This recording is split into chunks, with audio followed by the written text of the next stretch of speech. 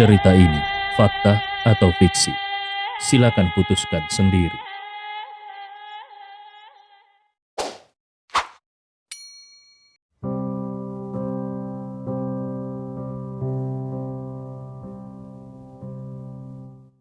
Bab 777. Yan Qingqing sedikit tertegun. Su Yanrou? Leon tersenyum dan menunjuk ke arah Yanrou. Itu adalah nama calon istriku. Yan Qingqing memandang Yanrou sambil tersenyum, dan setelah itu dia tidak mengatakan apa-apa lagi. Dia menundukkan kepalanya dan mulai mengisi formulir kontrak penjualan. Beberapa penyesalan kecil melintas di hatinya, namun dia tidak terlalu memikirkannya. Lagi pula dari awal dia tidak pernah berharap bahwa dia akan bisa memenangkan hati Leon dengan penampilannya. Sekarang dia bahkan lebih yakin lagi kalau identitas Leon tidak sederhana. Kalau Leon hanya orang biasa, bahkan kalaupun dia mencintai seorang wanita, bagaimana dia bisa begitu saja mentransfer properti seharga ratusan juta ke atas nama seorang wanita? Semua ini hanya menunjukkan kalau Leon sama sekali tidak peduli akan hal ini. Tebakannya pasti benar. Yan Qingqing masih berkonsentrasi mengisi kontrak penjualan, sementara ekspresi yang lainnya masih terkejut. Hanya ada satu nama yang akan dicantumkan, dan itu adalah nama Su Yanrou. Kalau begitu, bisakah properti ini dianggap sebagai milik Su Yanrou saja? Itu terlalu murah hati, bukan? Mulut Qin Xiaoyu terbuka lebar. Ketika tadi Sang Zilong ingin membeli rumah dan dia berkata kalau dia ingin menambahkan nama Qin Xiaoyu juga, itu saja sudah membuat Qin Xiaoyu merasa sangat bahagia. Tetapi sekarang, kalau dibandingkan dengan Leon, maka pacarnya ini terlalu picik. Itu adalah sebuah rumah besar dengan harga 380 juta yang langsung dicatatkan ke atas nama Yanrou tanpa berpikir sama sekali. Sementara Zhang Zilong membutuhkan uang muka dan pinjaman untuk membeli rumah seharga 30 juta. Qin Xuesheng dan istrinya bahkan menjadi lebih malu lagi karena tadi mereka meremehkan Leon dan berkata kalau Leon tidak akan bisa membeli rumah tersebut. Su Qinghe dan istrinya juga merasa linglung. Rasa malu di hati mereka bahkan lebih kuat lagi. Tadi mereka sempat curiga kalau Leon ingin menulis namanya sendiri. Ketika Leon mendapatkan uang 10 juta dan 100 juta, semua uang itu tidak masuk ke rekening Leon, melainkan ke rekening Su Qinghe. Namun, karena harga rumah ini sangat mahal, maka tadi mereka sempat berpikir kalau rumah ini tidak akan mungkin dicatatkan ke atas nama putri mereka. Mereka bahkan meragukan cinta Leon kepada putri mereka. Karena rumah besar seharga 380 juta ini dicatatkan ke atas nama putri mereka, maka itu berarti saat ini aset keluarga Su langsung melebihi 100 juta. Pada saat itu, bahkan kalaupun Leon mengkhianati Yanrou, mereka tidak akan rugi. Su Qinghe bergumam di dalam hatinya. Hei, apa yang sedang aku pikirkan? Yehe sangat baik pada putriku. Bagaimana mungkin dia bisa melarikan diri dengan wanita lain? Dia memberikan rumah besar seharga 380 juta kepada Yanrou. Orang baik seperti ini tidak akan ditemukan lagi di seluruh dunia. Su Qinghe yang merasa sangat malu di dalam hatinya, akhirnya berbicara. Yehe, ayo tulis nama kalian berdua, jangan hanya nama Yanrou. Leon tersenyum dan melambaikan tangannya dengan acuh tak acuh. Tidak apa-apa, bagaimanapun juga, Yanrou adalah pacarku, jadi tidak ada bedanya. Kalau mencantumkan nama dua orang, maka keduanya harus hadir pada saat pembuatan sertifikat. Itu akan sangat merepotkan. Keluarga Qin benar-benar tidak bisa berkata-kata. Anak ini tidak mau menulis namanya sendiri hanya karena itu sangat merepotkan. anak ini tidak khawatir sama sekali dengan properti senilai ratusan juta. Zhang Zilong juga merasa kalau Leon ini sangat bodoh. Demi seorang wanita, dia tidak berhati-hati sedikit pun. Qin Xiaoyu justru merasa sebaliknya. Dia sangat tersentuh dengan sikap Leon. Namun kemudian kecemburuan yang mendalam meledak di hatinya. Dia bertanya-tanya, kenapa Yan Rou selalu lebih baik daripada dirinya sendiri? Bahkan pacar yang Yan Rou miliki juga lebih baik daripada pacarnya. Di tempat kejadian, satu-satunya orang yang tetap diam adalah Yan Rou, yang merupakan pihak yang bersangkutan. Dia hanya menatap Leon dalam diam dan mencoba melihat dengan jelas apa yang dipikirkan oleh Leon di dalam hatinya. Uang 100 juta sebelumnya bisa dibilang tidak masalah. Lagi pula Leon bisa mendapatkan uang itu karena bantuan ayahnya. Tetapi sekarang rumah ini tidak ada hubungannya sedikit pun dengan keluarganya. Jadi kenapa Leon tetap ingin melakukan ini? Sebagai ucapan rasa terima kasih? Atau apakah Leon ingin membuatnya merasa terkesan? Atau sesuatu yang lain? Yan Rou tidak bisa mengetahuinya. Dia hanya tahu bahwa meskipun dia menyelamatkan nyawa pria ini, tapi dia juga berhutang terlalu banyak pada Leon. Jadi dia tidak bisa menerima rumah ini. Hanya saja untuk menghormati Leon, dia tidak langsung mengembalikannya saat ini. Dia menunggu waktu yang tepat untuk mengembalikannya. Setelah beberapa saat, Yan Qingqing telah selesai mengisi kontrak. Dia menyerahkannya kepada Yan Rou dan berkata sambil tersenyum, "Nona Su, kau bisa membaca kontraknya terlebih dahulu. Kalau tidak ada masalah, silakan tanda tangan." Yan Rou mengambil kontrak itu dan dia membaca kontrak itu dengan sangat hati-hati. Dan setelah memastikan bahwa memang tidak ada masalah, dia pun menandatangani kontrak itu. Yan Qingqing mengambil salah satu kontrak dan menyerahkan yang lainnya kepada Yan Rou sambil berkata, "Ini adalah kontrak penjualannya. Akan memakan waktu untuk mengajukan sertifikatnya. Nanti, ketika sertifikatnya sudah selesai, aku akan menyuruh seseorang untuk mengirimkannya kepadamu." Yan Rou tersenyum dan berkata, "Terima kasih." Yan Qingqing juga tersenyum.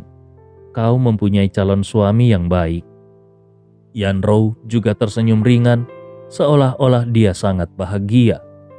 Yan Qingqing kembali mengingatkan sambil tersenyum, "Oke, mulai sekarang rumah ini adalah milikmu. Kau dan keluargamu bisa pindah kapan saja. Tapi karena renovasinya baru saja selesai, meskipun memang menggunakan bahan kelas atas, tapi bagaimanapun juga itu masih berdampak pada tubuh manusia. Kalau kau khawatir, kau bisa mengosongkannya selama beberapa bulan lagi. Jangan khawatir, kami memiliki layanan pelayan khusus di sini. Mereka akan mengurus dan membersihkan rumahmu selama belum ditempati." Yan Rou menjawab sambil tersenyum, "Baiklah, kalau begitu terima kasih Nona Yan." Yan Qingqing tersenyum, "Sama-sama, kalau begitu aku pamit pergi dulu." Dia tidak meminta informasi kontak Leon di depan semua orang. Karena rumah ini telah diberikannya kepada Leon, dan Leon juga memilih untuk menerimanya, dia percaya kalau dia akan punya banyak kesempatan untuk perlahan-lahan meningkatkan hubungannya dengan Leon. Semua orang berdiri satu demi satu dan mengucapkan selamat tinggal pada Yan Qingqing. "Sampai bertemu lagi Nona Yan." Ketika Yan Qingqing dan bawahannya pergi, hanya keluarga Su dan keluarga Qin yang tersisa di ruang tamu besar ini. Melihat perabot kelas atas di sekitarnya, melihat aula yang luas, melihat kolam renang di luar, dan melihat lukisan kuno dan barang antik yang berharga, Su Qinghe dan yang lainnya merasa seperti sedang bermimpi. Mulai sekarang, rumah ini akan menjadi milik mereka. Ini tidak terbayangkan sebelumnya. Sebuah rumah besar seharga 380 juta. Su Qinghe akhirnya tidak bisa menahan diri untuk tidak bertanya, "Yehe, Apa yang sedang terjadi? Bagaimana kau bisa mengenal Nona Yan? Leon sedikit terdiam beberapa saat. Bagaimana dia harus menjelaskannya? Apakah dia harus memberitahu mereka bahwa dia dan Yan Qingqing hanya bertemu sekali kemarin, dan Yan Qingqing memberinya hadiah sebesar ini karena apa yang diungkapkan oleh Huang Yuying? Jelas ini bukan sesuatu yang mudah untuk dijelaskan. Saat ini Yan Rou yang selama ini diam pun mendengus ringan. Ayah, kenapa kau bertanya seperti itu? Apakah aneh kalau Yehe mengenal Nona Yan? Su Qinghe tertegun sejenak dan kemudian tertawa. Benar juga, Yehe adalah orang yang sangat cakap. Apa anehnya kalau dia mengenal Nona Yan? Keluarga Qin terdiam beberapa saat. Apakah ada orang yang memuji menantu lelakinya seperti ini? Hanya saja pada saat ini mereka juga tidak bisa menemukan kata-kata bantahan sedikit pun. Yan Rou mengabaikan pikiran semua orang dan berkata kepada Leon, Yehe, aku ingin naik ke atas untuk melihat-lihat. Bisakah kau menemaniku? Leon mengangguk. Oke. Dia tahu kalau Yan Rou pasti ingin mengatakan sesuatu yang berhubungan dengan rumah ini kepada dirinya. Bab 778. Leon menemani Yan Rou berjalan ke lantai atas, sementara yang lainnya menunggu sambil minum teh di lantai bawah. Zhang Xilong dan Qin Xiaoyu tidak lagi berminat untuk meminum teh itu. Meskipun mereka tahu teh itu seharga ratusan ribu dan bermutu tinggi, namun mereka masih merasa jengkel di dalam hati. Yan Rou membawa Leon langsung ke kamar tidur utama di lantai 3. Dia membuka jendela sehingga mereka bisa melihat danau selatan yang luas. Dia menutup pintu kamar dan kemudian menatap Leon dengan serius. Leon juga menatap Yan Rou. Dia berpikir bahwa kali ini dia tidak akan bisa lagi mengelak dari pertanyaan Yan Rou. Jadi dia pun bertanya, ada apa? Yan Rou langsung berbicara ke intinya. Aku tidak bisa menerima rumah ini.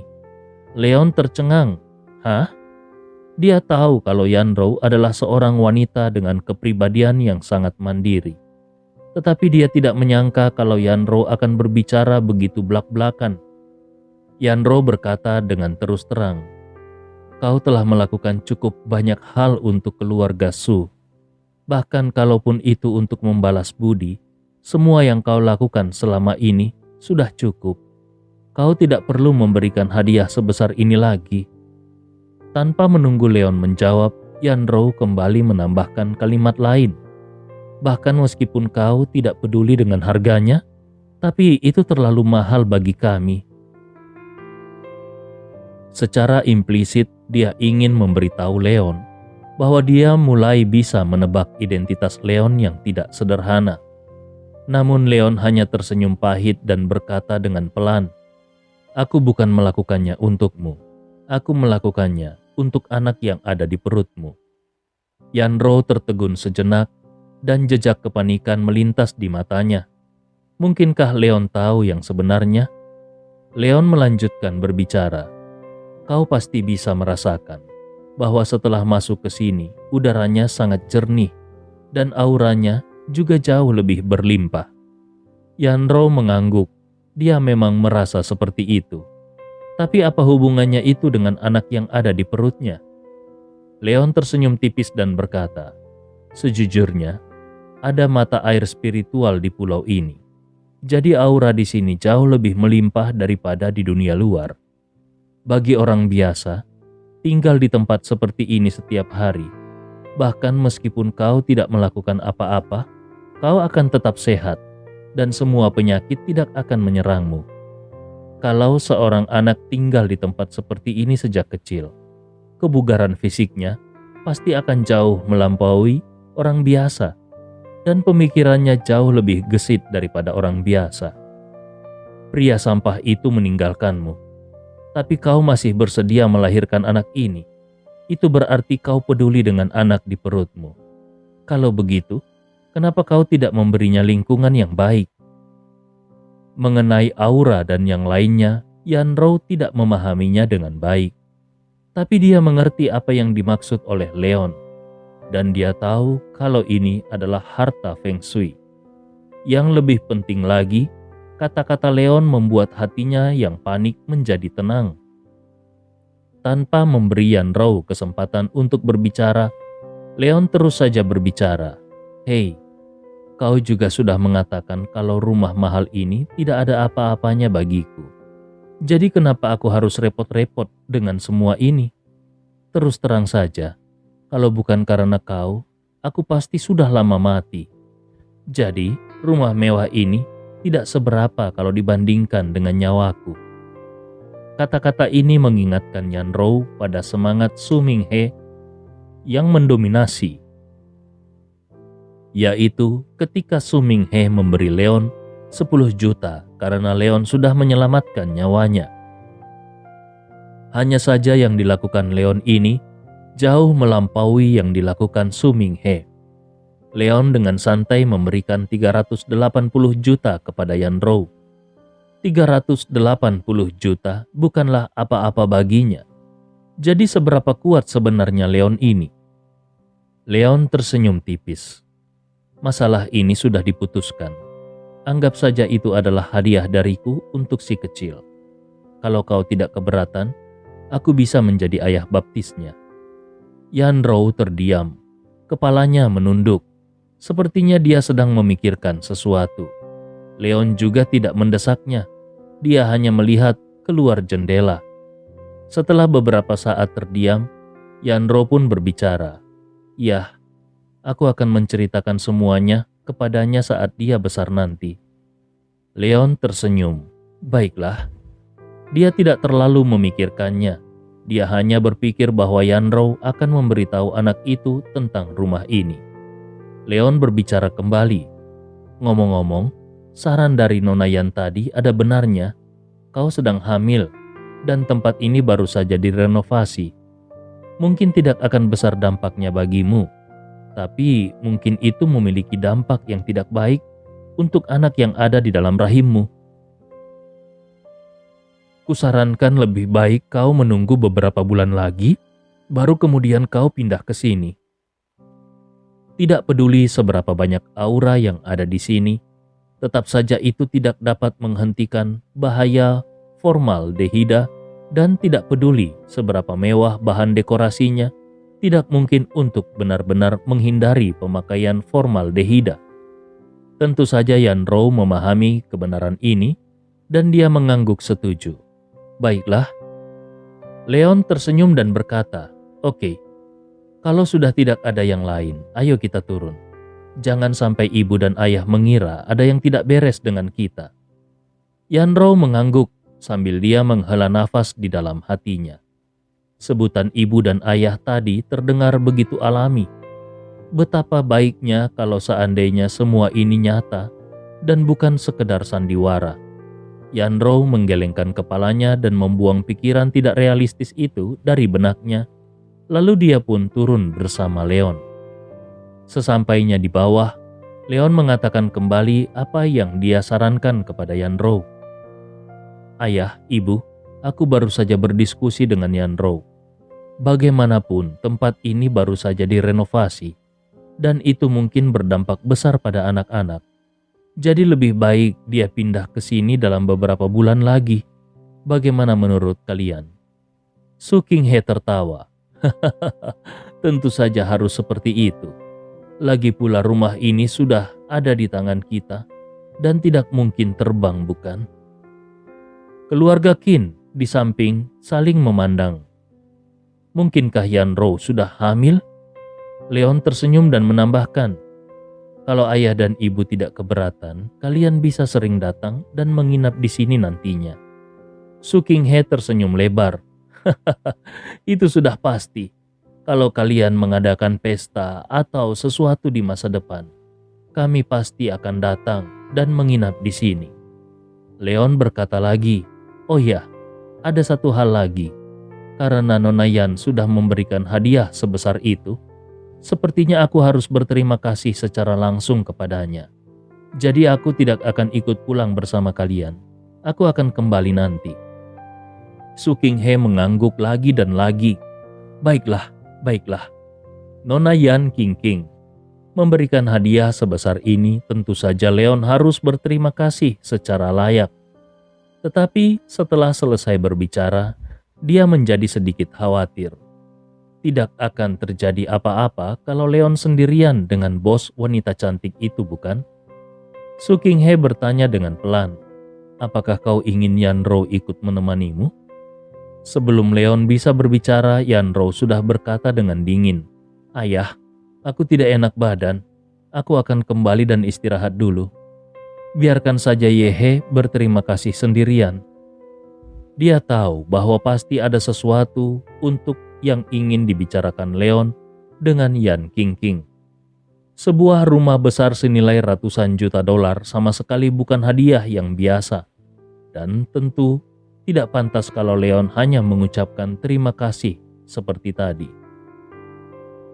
Mendengar jawaban Yanrou barusan, Su Qinghe langsung menjadi panik. Ah, di bagian mana? Di bagian mana yang kau rasa tidak nyaman? Biarkan ayah memeriksanya. Tanpa menunggu ayahnya meraih pergelangan tangannya, Yanrou langsung berkata, aku hanya terlalu lelah. Dan lagi, bau formaldehida di sini terlalu menyengat.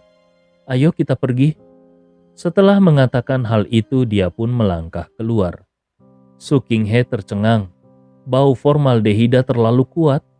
Kenapa dia tidak menciumnya? Namun ketika dia berpikir bahwa anak yang ada di perut Yanrou adalah anak Leon, dia tidak berani berlama-lama lagi dan buru-buru berlari keluar. Yang lainnya juga tidak punya pilihan lain selain pergi. Ketika sudah sampai di luar, Yanrou tiba-tiba menoleh dan berkata kepada Leon, kembalilah lebih awal di malam hari. Kata-kata lembut itu membuat seluruh hati Leon tergerak dan kemudian senyum cerah muncul di sudut mulutnya. Baiklah, tatapan mata Leon dan Yanrou membuat Su Qinghe dan istrinya benar-benar merasa lega. Bagaimana mungkin seorang wanita yang lebih tua merusak hubungan yang begitu baik ini? Adapun keluarga Qin, mereka hanya memegang teh yang diberikan oleh Yan Qingqing. Dan seluruh pikiran mereka sudah mati rasa.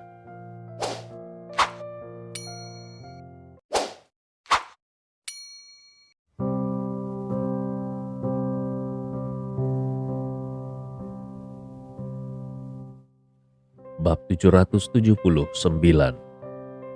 Di langit, matahari sudah mulai bergerak ke barat, dan di tepi danau selatan di Country Garden, angin sejuk bertiup yang terasa sangat menyegarkan. Yan Qingqing yang mengenakan setelan profesional sedang duduk di bangku batu di bawah pohon willow. Tatapannya melewati pohon willow yang tertiup angin, dan dia melihat ke arah pulau di danau sambil merenung. Pada saat ini dari kejauhan terlihat asistennya buru-buru berjalan dan berkata, Nona Yan, Tuan Wood baru saja menyapa dan ingin bertemu denganmu. Yan Qingqing tersenyum. Tentu saja ini seperti yang sudah dia duga. Dia memberikan hadiah sebesar itu, tidak peduli seberapa kuat pihak lain, mereka selalu harus berterima kasih kepadanya. Ini adalah kesempatannya. Yan Qingqing berdiri dan memberikan perintah. Aku akan pergi sendiri ke sana, jangan ada yang mengikutiku. Sepanjang jalan dia berpikir tentang bagaimana dia harus berurusan dengan pria misterius itu. Apakah dia harus bersikap dewasa, sedikit lebih menggoda, bersikap anggun, atau bersikap sopan? Ketika dia masih berpikir tentang itu, dia sudah berjalan ke halaman. Tetapi dia tidak melihat Leon keluar untuk menyambutnya. Ini membuatnya merasa sedikit bingung. Kalau Leon benar-benar ingin berterima kasih padanya, bukankah setidaknya Leon harus keluar dengan sopan untuk menyambutnya? Kalau Leon begitu sombong sehingga tidak ingin menyambutnya, lalu untuk apa orang itu menyuruhnya datang ke sini? Dengan ragu-ragu Yan Qingqing pura-pura batuk dan kemudian dia melangkah ke halaman. Tetapi sampai dia masuk ke dalam rumah, Leon tetap tidak terlihat. Yan Qingqing mengerutkan keningnya. Apakah orang itu sedang bermain petak umpet dengan dirinya? Diam-diam dia melirik ke arah kamar tidur di lantai atas. Yan Qingqing sedikit terkejut. Mungkinkah Leon sedang menunggu dirinya di kamar tidur? Kalau benar seperti itu, apa yang harus dilakukannya? Detak jantungnya sedikit bertambah cepat. Yan Qingqing mencoba menenangkan dirinya sejenak dan hendak berjalan ke atas. Ketika dia tiba-tiba menyadari fluktuasi aneh datang dari arah halaman belakang. Tidak ada suara, hanya saja secara naluriah dia merasa ada sesuatu yang terjadi dari arah itu. Dengan rasa penasaran, Yan Qingqing berjalan melewati halaman dan datang ke halaman belakang. Sekilas dia melihat Leon duduk bersila di bawah bebatuan di halaman belakang. Pada saat ini, Leon sedang duduk dengan mata tertutup. Kakinya disilangkan dan tangannya ditaruh di lutut. Leon terlihat seperti para master dalam film seni bela diri yang sedang bermeditasi. Yan Qingqing tersenyum. Pria ini cukup pandai membuat pertunjukan. Karena berpikir Leon sedang bermain-main, dia pun ingin duduk di samping Leon dan hendak membuat lelucon. Tetapi tiba-tiba, dia merasa kalau udara di sekitarnya sepertinya ditarik oleh sesuatu. Jelas-jelas sedang tidak ada angin, tetapi tubuhnya terhisap ke arah tubuh Leon. Seolah-olah tubuh Leon seperti lubang hitam besar yang menghisap benda-benda di sekitarnya. Seluruh ruang tampaknya terdistorsi dan ada suara angin yang berputar di sekitar tubuh Leon. Pakaian serta rambut hitam Leon semuanya tertiup oleh angin dan aura keagungan yang agung pun menyebar. Yan Qingqing tiba-tiba terkejut. Dia merasakan kekuatan agung menekan tubuhnya dan seluruh tubuhnya tampak tidak sadarkan diri. Ada ekspresi ngeri di matanya. Selama lebih dari 30 tahun kehidupannya, dia belum pernah menghadapi situasi seperti ini. Tiba-tiba Leon membuka matanya dan dua sinar cahaya menyilaukan melesat keluar. Langsung menghancurkan kekuatan tak terlihat yang menekan Yan Qingqing. Yan Qingqing merasakan tekanan yang lebih besar seperti dua matahari terbit bersinar ke arahnya. Dia pun terjatuh dan tanpa sadar berlutut di tanah. Seluruh punggung Yan Qingqing benar-benar basah kuyup. Tepat ketika Yan Qingqing hampir putus asa, sebuah suara lembut terdengar seperti embusan hujan musim semi.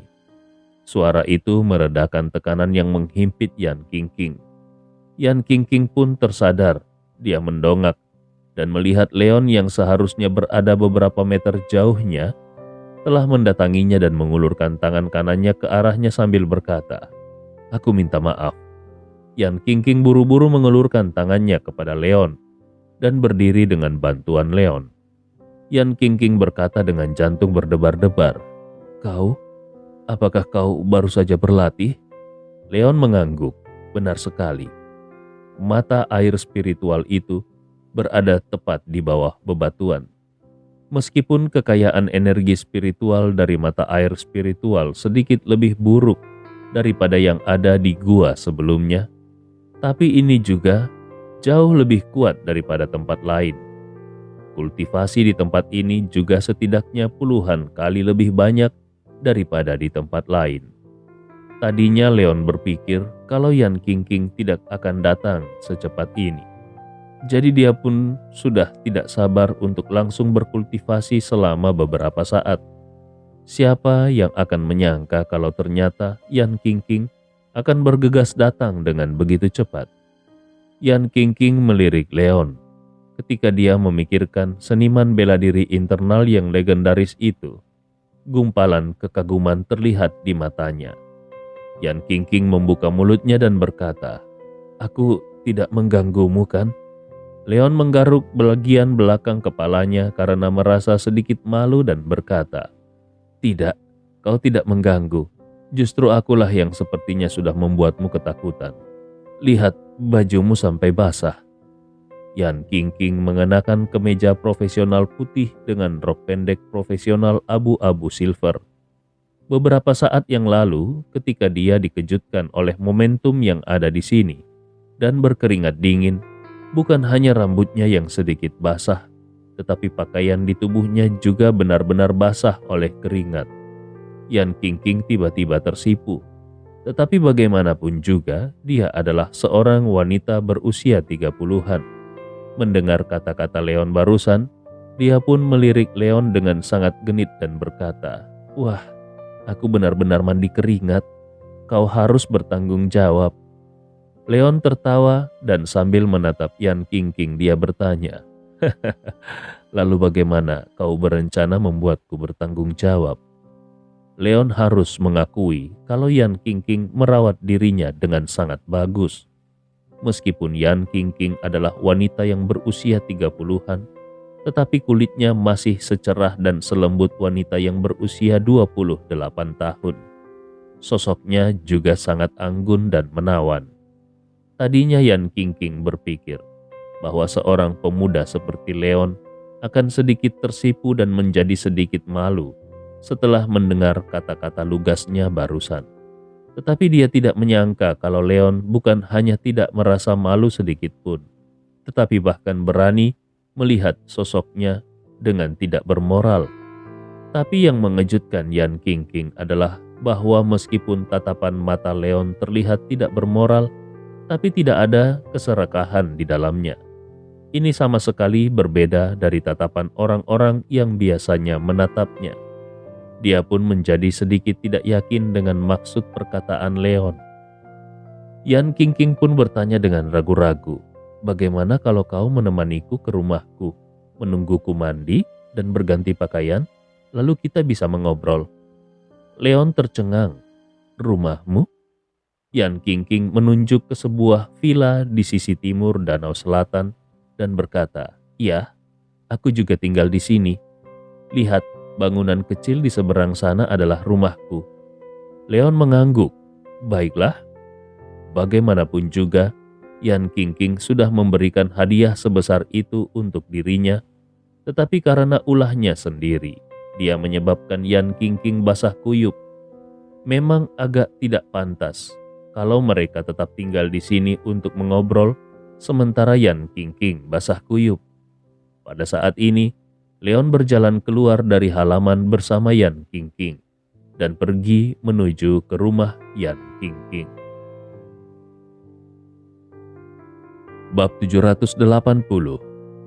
Apa yang tidak diduga oleh Leon adalah bahwa sebagai bos Country Garden, ternyata rumah Yan Qingqing di real estate ini adalah yang terkecil.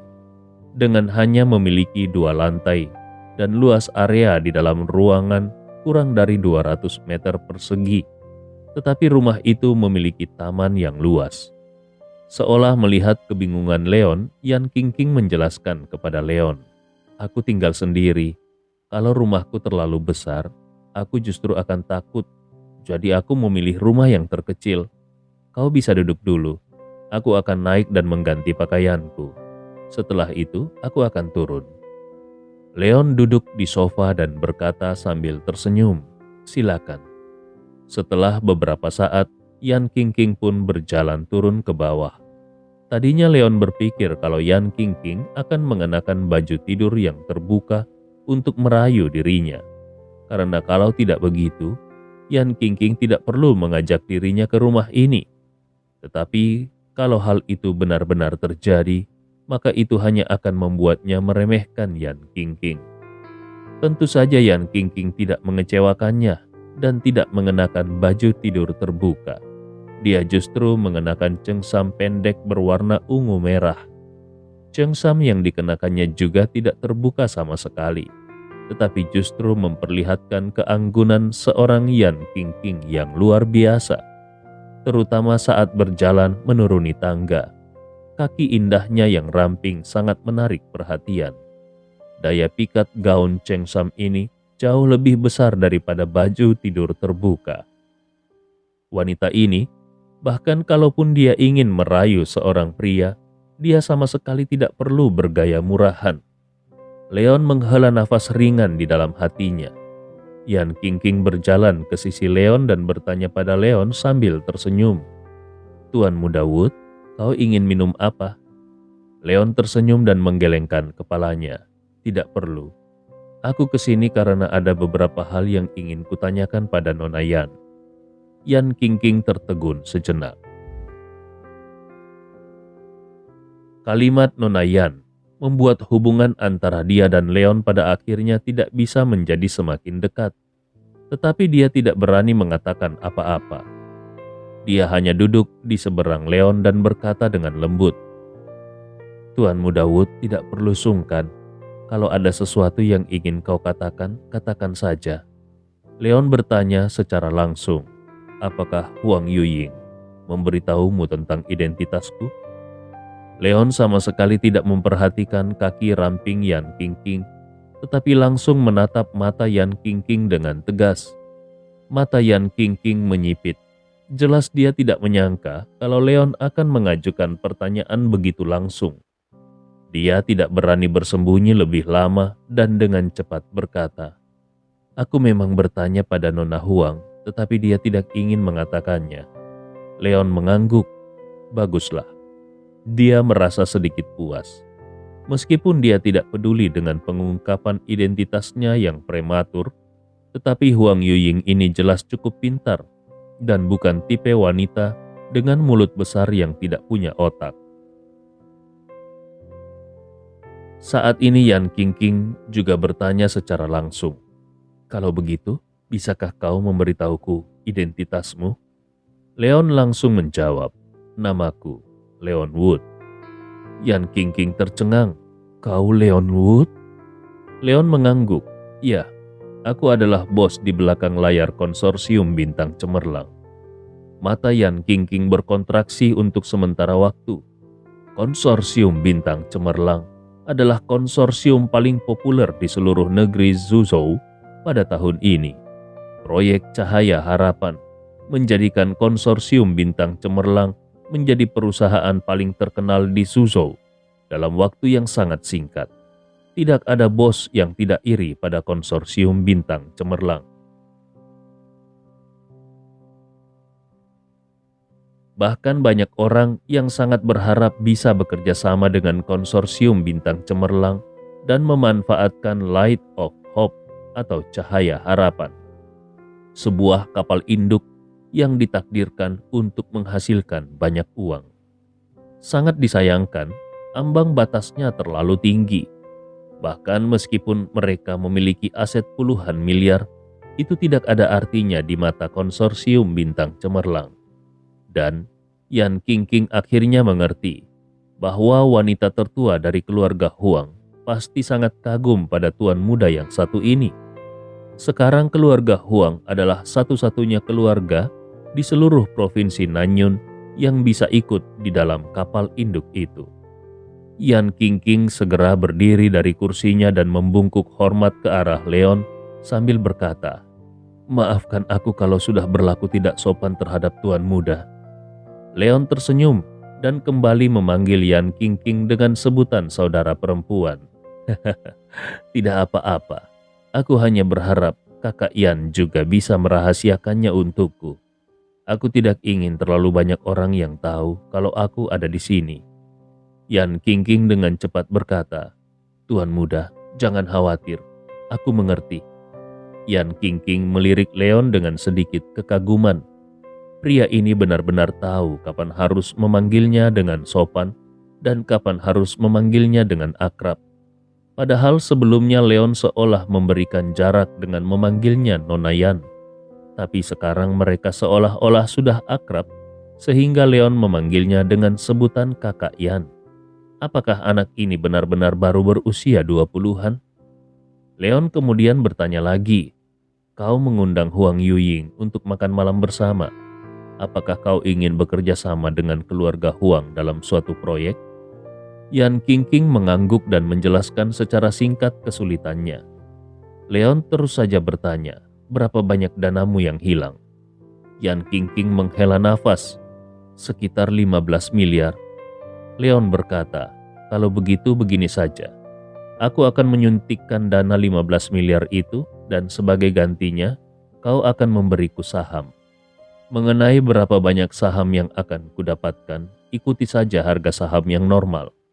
Tetapi untuk nama pemegang sahamnya, tulis saja Su Yan Rou. Mata Yan Qingqing tiba-tiba melebar. Dia menatap Leon dengan terperanjat. Sebenarnya dia tidak terlalu terkejut kalau Leon bersedia membeli sahamnya. Dengan sumber keuangan konsorsium bintang cemerlang saat ini, sangat mudah bagi Leon untuk mengeluarkan 15 miliar. Tapi dia sama sekali tidak menyangka kalau Leon akan langsung mentransfer kekayaan sebesar itu ke atas nama Su Yan Rou. Setelah hening beberapa saat, Yan Qingqing tersenyum pahit. Istrimu sangat beruntung. Leon menggelengkan kepalanya. Dia bukan istriku. Yan Qingqing terkejut. Apa? Ketika memikirkan wajah cantik Yan Rou, Leon berbisik pelan. Dia penyelamatku. Ketika Leon menyelamatkan Su Minghe ingin membayarnya. Tetapi ketika Leon menolak, Su Minghe pernah berkata bahwa nilai hidupnya lebih dari 10 juta. Bagi Leon, hal yang sama juga terjadi saat ini. Hanya saja selain karena alasan hidupnya lebih berharga daripada harta, dan selain ingin membalas kebaikan Yan Rou, akhir-akhir ini Leon juga merasakan kehangatan sebuah rumah di keluarga Su. Bahkan meskipun Su Qinghe dan istrinya sedikit rakus akan uang dan memiliki kekuatan, tetapi mereka tidak mengatakan hal yang buruk kepada Leon, dan itu membuat Leon merasa nyaman. Bagaimanapun, cepat atau lambat Leon harus meninggalkan kota Nanhe. Akan sangat baik kalau dia bisa meninggalkan sedikit modal dan menemukan pendukung untuk keluarga Su. Setidaknya itu akan membuat keluarga Su tidak menderita dan tidak dianiaya. Itu juga bisa dianggap sebagai bentuk ketulusan hatinya untuk keluarga Su. Yan Qingqing tercengang, apalagi ketika dia melihat wajah melankolis Leon. Dia tidak menyangka kalau pemuda ini ternyata begitu penyayang dan perhatian. Yan Qingqing menghela nafas dengan sepenuh hati. Tuan Muda Wood benar-benar orang yang baik. Leon tertawa. Lalu apakah kau akan memberikan kartu orang baik? Lalu apakah kau akan memberikanku kartu orang baik? Yan Qingqing memutar matanya dan menggumam di dalam hatinya. Kartu orang baik. Kartu orang baik juga membutuhkan usahamu untuk mengejarku sebelum aku bisa memberikannya kepadamu. Kau bahkan tidak memiliki tindakan sedikit pun. Bahkan kalaupun aku mau, aku tidak memiliki kesempatan untuk memberikannya. Tentu saja, seandainya Yan Qingqing memiliki kesempatan itu, dia pasti tidak akan menyia-nyiakannya. Leon tersenyum dan berdiri dari sofa sambil berkata, "Oke, aku tidak akan mengganggumu lagi, jadi aku akan pergi dulu. Kalau kau butuh sesuatu di masa depan, katakan saja, jangan merasa sungkan kepadaku." Tepat ketika Leon hendak pergi, Yan Qingqing tiba-tiba berkata, "Aku butuh seorang pria." Leon tersandung dan hampir jatuh ke tanah. Kemudian dia menjawab sambil tersenyum masam, "Kakak Yan, jangan bercanda denganku." Melihat Leon juga memiliki sisi pemalu, Yan Qingqing terkekeh. Leon tidak berdaya, jadi dia tidak punya pilihan selain melambaikan tangannya ke Yan Qingqing dan bersiap untuk pergi. Yan Qingqing kembali memanggilnya, "Leon." Leon berbalik, "Ada apa?" Yan Qingqing tiba-tiba berjalan dan berinisiatif untuk memeluk Leon. "Terima kasih." Leon jelas tertegun, tetapi kemudian dia tersenyum. "Kau juga orang baik." Setidaknya Yan Qingqing adalah orang yang baik untuk diajak bekerja sama. Setelah mengatakan itu, Leon pun pergi meninggalkan rumah Yan Qingqing. Untuk beberapa saat, Yan Qingqing benar-benar merasa bahwa hatinya telah membeku selama bertahun-tahun. Hatinya yang telah membeku selama bertahun-tahun itu sedikit meleleh saat ini.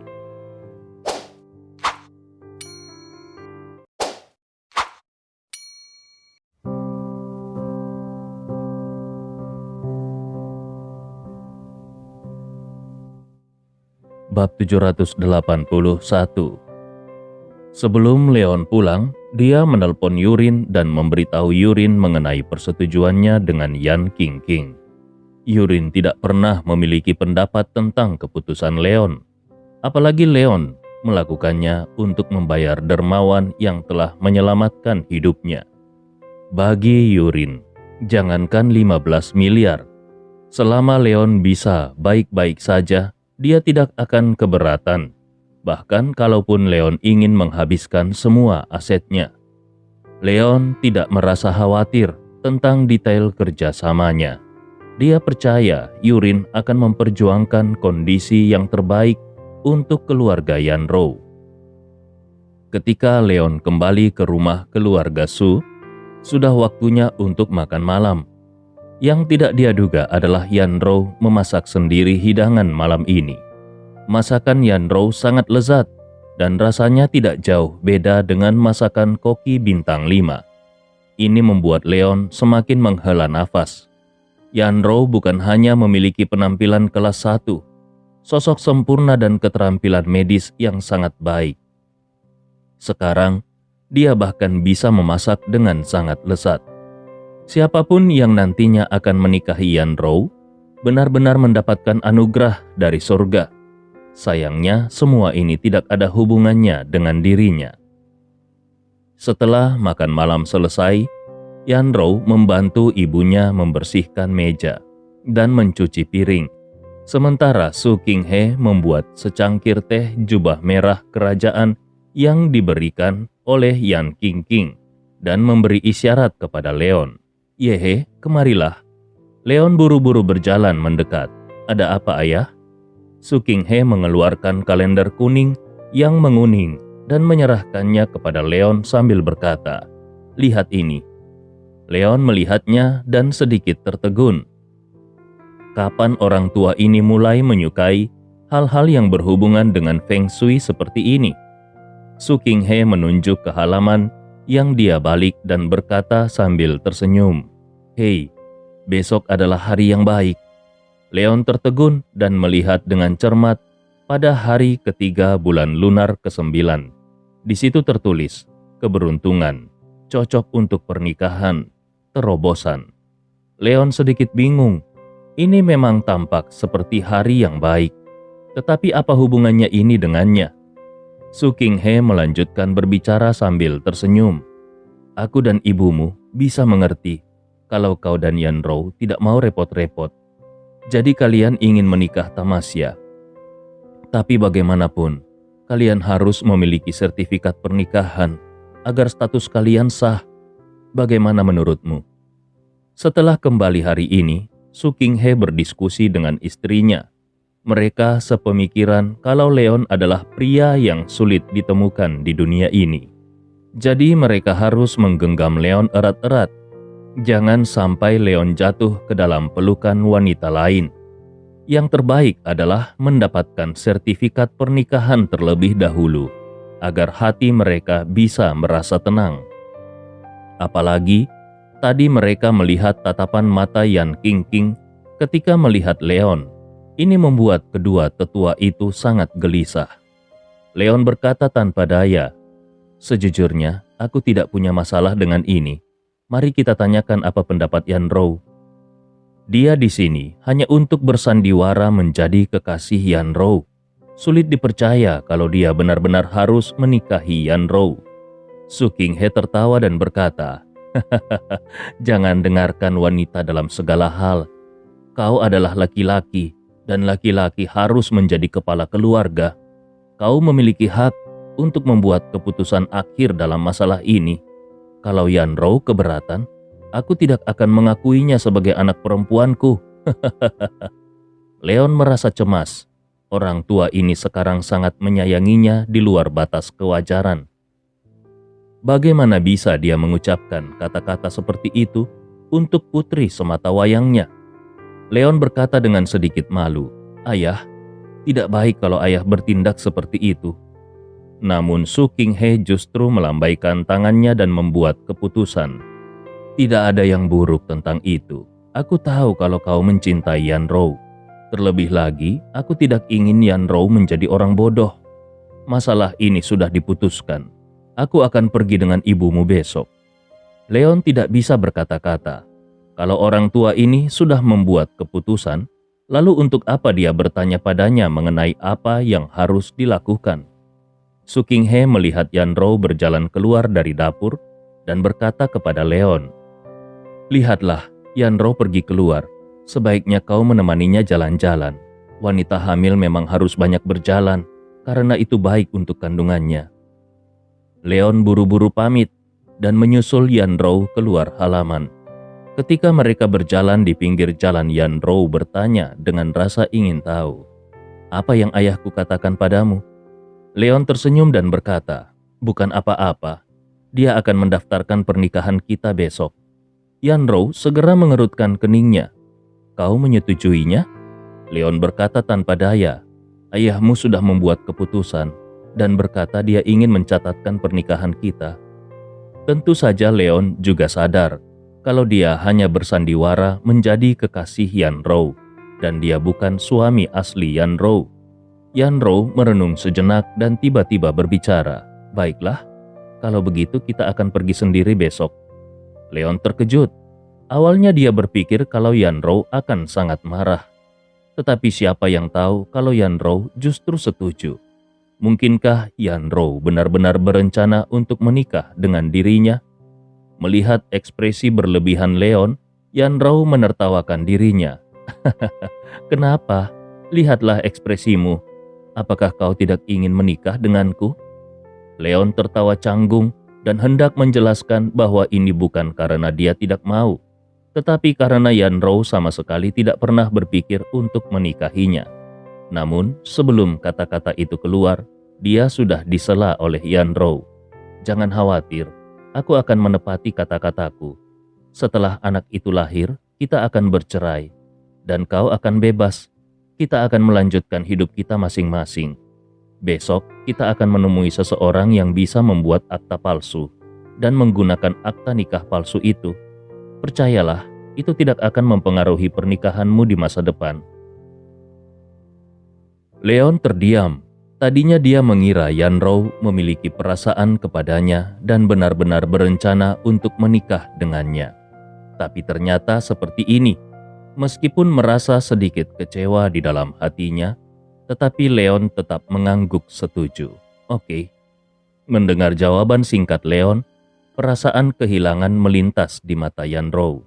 Mungkinkah dia benar-benar tidak memiliki pesona di mata Leon? Tetapi ketika Yanrou memikirkan identitas misterius Leon, dia pun teringat kalau Leon sudah melakukan cukup banyak hal untuk dirinya sendiri. Dia tidak mengatakan apa-apa lagi dan hanya menghela nafas panjang. Keheningan kembali ada di antara keduanya. Mereka berjalan dalam diam. Tepat ketika mereka akan berjalan pulang dalam keheningan, sebuah Land Rover hitam tiba-tiba berhenti di pinggir jalan. Jendela mobilnya diturunkan dan sebuah kepala botak besar menjulur keluar. Itu adalah seorang pria muda berusia 20-an yang mengenakan kacamata hitam.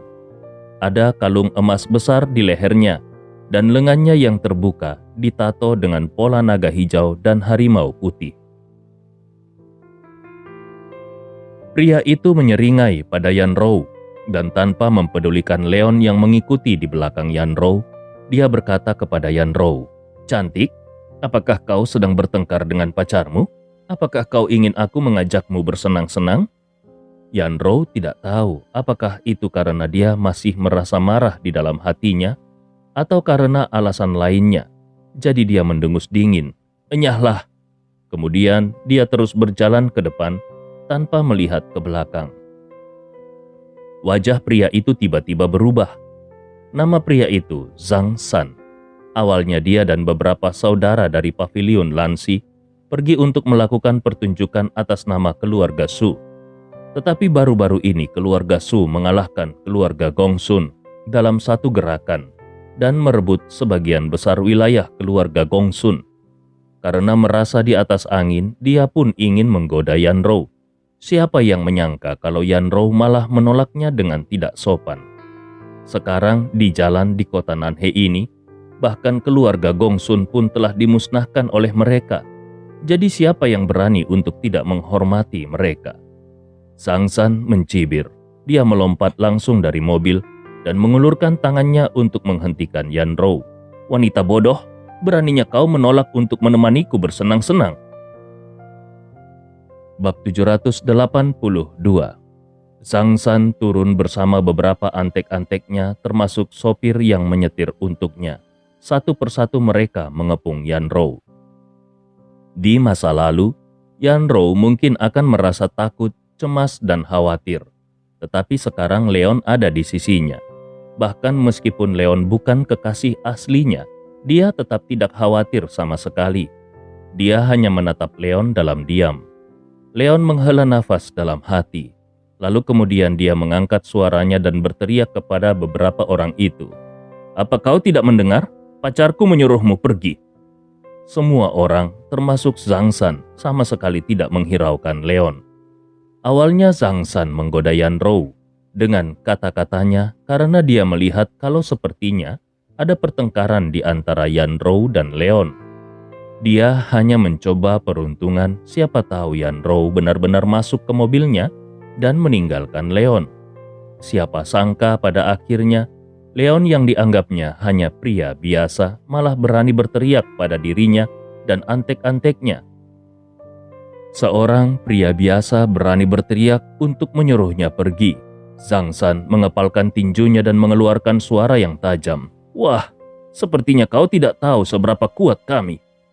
Zhang San berkata kembali kepada Leon dengan ekspresi galak. "Kalau kau tidak ingin kehilangan lengan dan kakimu, segera pergi dari hadapanku." Leon menjawab dengan suara dingin. "Aku tidak ingin berbicara dua kali."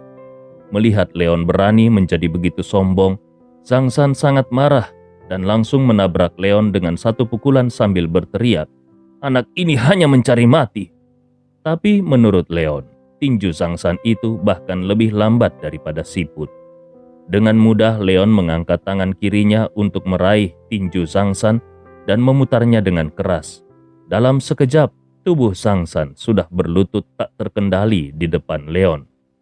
Zhang San merasakan suatu rasa sakit yang tajam datang dari lengannya.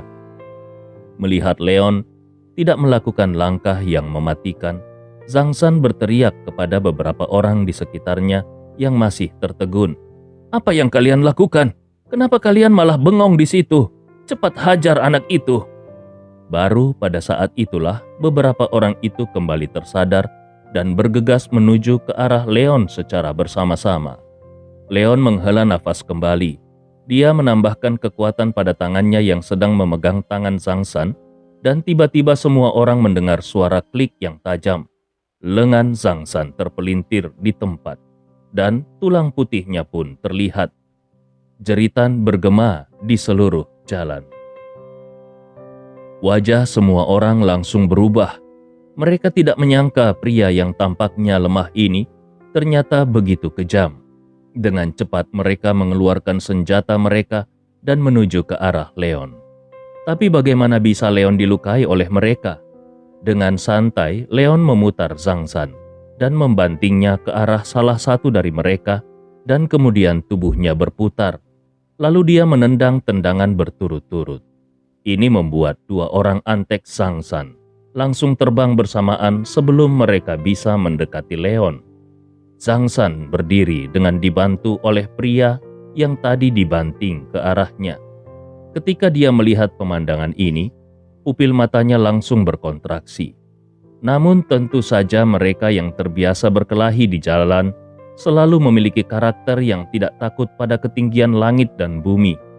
Zhang San meraung pada Leon, "Wah, sepertinya kau benar-benar ingin mati. Tahukah kau siapa kami?"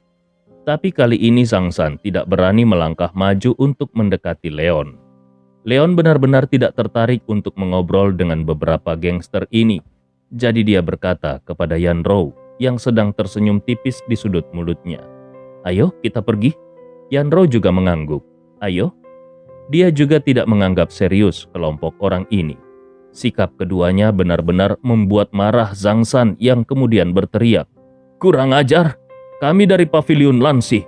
Kalau kau tidak meminta maaf kepadaku saat ini, kujamin kau tidak akan melihat matahari besok. Dan wanita ini..." Namun sebelum Zhang San sempat menyelesaikan kata-katanya, Leon tiba-tiba berhenti dan menatap beberapa orang dengan dingin. "Apakah benar kalian dari Pavilion Lansi?" Zhang San berpikir kalau Leon ketakutan, jadi dia berkata, "Tentu saja." Leon mencibir, "Baguslah." Zhang San dan yang lainnya saling memandang. "Baguslah? Apanya yang bagus?" Kemudian mereka melihat kalau Leon sudah mengeluarkan ponselnya dan menelpon, seolah-olah dia sedang membicarakan sesuatu di telepon. Zhang San tidak bisa mendengar dengan jelas apa yang sedang dibicarakan Leon. Dia hanya berpikir kalau Leon sedang menelpon seseorang. Segera dia bergumam kepada sopirnya, "Cepat, panggil saudara-saudara yang lainnya untuk datang dengan cepat. Kalau kita tidak memberi pelajaran kepada anak ini pada hari ini juga, kita tidak akan memiliki wajah untuk bergaul di jalan di masa depan." Sopir yang memapah Zhang San mengangguk dan dengan cepat mengeluarkan ponselnya lalu mulai menelpon. Leon juga tidak berniat pergi dan sepertinya dia telah memutuskan untuk menyelesaikan masalah dengan pihak lain. Yan Rou menatap Leon dengan bingung. "Apa yang ingin kau lakukan di sini?" Leon mencibir, "Su Sanyin berutang budi besar kepadaku, tapi sebagai balasannya, sampah seperti ini justru muncul di depanku dan mengganggu. Kalau aku tidak menyuruhnya datang untuk melihat kelakuan anak buahnya, bukankah semua karma yang akan dia timbulkan di masa depan, semuanya akan menimpaku? Kalau para gangster ini adalah anggota geng lain, Leon tidak akan peduli. Tetapi karena mereka berasal dari keluarga Su, tentu saja dia harus selalu menjaga mereka. Bagaimanapun, Su Sanyin adalah orang yang ingin dia dukung. Kalau bawahan Su Sanyin semuanya bersikap seperti ini, Leon akan sangat meragukan visinya. Dalam beberapa saat kemudian, beberapa mobil pun datang dan berhenti di pinggir jalan. Sekelompok orang dengan parang dan tongkat bergegas keluar dari mobil itu, dan mata mereka memerah ketika mereka melihat kakak tertua mereka patah lengannya. Zhang San menahan rasa sakit yang tajam di lengannya dan mendengus dingin pada Leon. "Wah, jangan salahkan aku karena tidak memberimu kesempatan. Karena kau menelpon seseorang, aku bisa memberimu beberapa menit lagi." Dia ingin melihat di seluruh kota Nanhe ini siapa yang berani menentang mereka saat ini.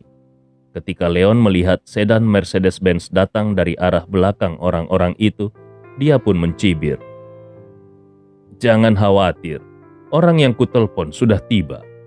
Zhang San dan yang lainnya tertegun sejenak, dan ketika mereka melihat ke belakang, mereka melihat sosok yang mereka kenal sedang berjalan turun dari mobil.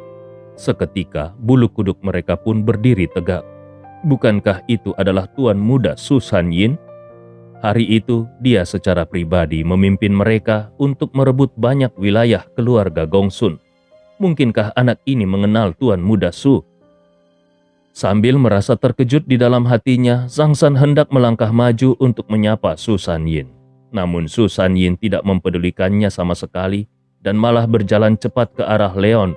Su Sanyin bertanya, "Tuan Muda Wood, ada apa?" Melihat bawahannya juga ada di sini, Su Sanyin tiba-tiba merasa sedikit ketakutan. Mungkinkah sekelompok pria bodoh di bawahnya ini menyinggung Leon? Keberadaan yang menakutkan ini membuat anggota inti keluarga Gongsun menghilang dalam semalam, dan ayahnya sudah memperingatkannya berulang kali untuk tidak menyinggung Leon. Leon menunjuk ke arah Zhang San yang lengannya patah dan berkata, "Biarkan dia yang mengatakannya sendiri." Wajah Su Sanyin tenggelam dan dia menoleh ke Zhang San lalu berkata, "Katakan, ada apa?" Pada saat ini Zhang San sudah menjadi pucat karena ketakutan. Dia langsung berlutut di tanah dan berkata, Tuan Muda Su, aku tidak tahu tentang dia. Apakah dia adalah temanmu?" Su Sanyin menahan amarahnya dan mendengus lagi. "Cepat katakan, ada apa?" Su Sanyin mengutuk di dalam hatinya. "Teman? Dasar bodoh. Kalau aku memenuhi syarat untuk menjadi temannya, aku pasti tidak harus berhati-hati di depannya."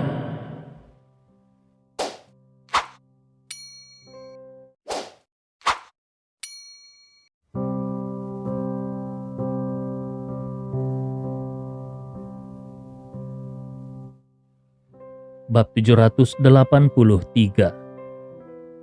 Merasakan kemarahan Su Sanyin, Sang San sama sekali tidak berani bertele-tele. Dia buru-buru menceritakan apa yang terjadi. Begitu dia mendengar cerita Zhang San, wajah Su Sanyin menjadi merah dan dia mengutuk di dalam hatinya. Orang bodoh ini, beraninya dia bertindak macam-macam. Dia juga benar-benar memprovokasi wanita di depannya. Dan orang bodoh ini bahkan berani berkata kalau di kota Nanhe ini tidak ada yang berani memprovokasi Paviliun Lansi. Padahal kalau bukan karena pria yang ada di depan kita ini, bagaimana kita bisa membunuh keluarga Gongsun dalam semalam? Bagaimana mungkin kita memenangkan wilayah kota Nanhe? Bagaimana mungkin kita bisa sampai ke tempat sekarang ini? Sekarang karena statusmu sudah naik, jadi kau berani macam-macam? Su Sanyin melirik Yanrou yang ada di sebelah Leon dan berkata kepada Leon dengan sangat hormat, "Tuan Muda Wood, bolehkah aku menyelesaikan masalah ini dengan caraku sendiri? Kalau ini bukan tempat umum dan tidak ada Yanrou di samping Leon, bisa dipastikan Su Sanyin secara pribadi akan memenggal kepala Sang San di tempat. Paviliun Lansi tidak memerlukan orang seperti itu." Leon mengangguk. "Aku memang menyuruhmu datang ke sini agar kau menyelesaikan sendiri masalah ini. Tapi ingat, jangan mengecewakanku." Su Sanyin menanggapi dengan hormat, "Aku mengerti." Para gangster yang ada di samping sudah kaget. Siapa pria ini? Beraninya dia berbicara kepada Tuan Muda Su dengan nada memerintah. Tapi kenapa Tuan Muda Su juga bersikap sangat hormat kepadanya?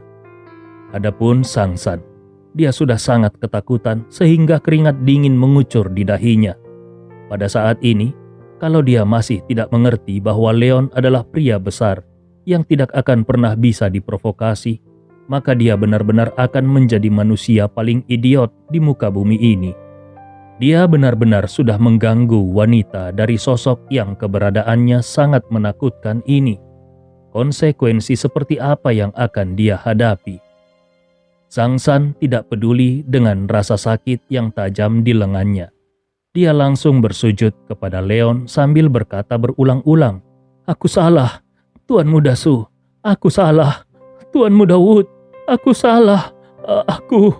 Tetapi sebelum dia selesai berbicara, Su Sanyin sudah mendengus dingin. "Tangkap dan bawa dia ke mobil." Yang lainnya saling memandang. Mereka semua adalah adik laki-laki Zhang San. Bahkan kalaupun Su Sanyin sekarang memimpin Paviliun Lansi di kota Nanhe dan merupakan kakak laki-laki dari Zhang San, tetapi ketika Su Sanyin menyuruh mereka menangkap Zhang San dan membawanya pergi, untuk sesaat mereka tidak berani melakukannya. Tapi tanpa menunggu kelompok ini bergerak, dua pengawal yang mengikuti Su Sanyin sudah bergegas maju. Mereka memegang Sang San dan menyeret Sang San berjalan menuju mobil Su Sanyin. Mereka mengabaikan lolongan menyedihkan Zhang San.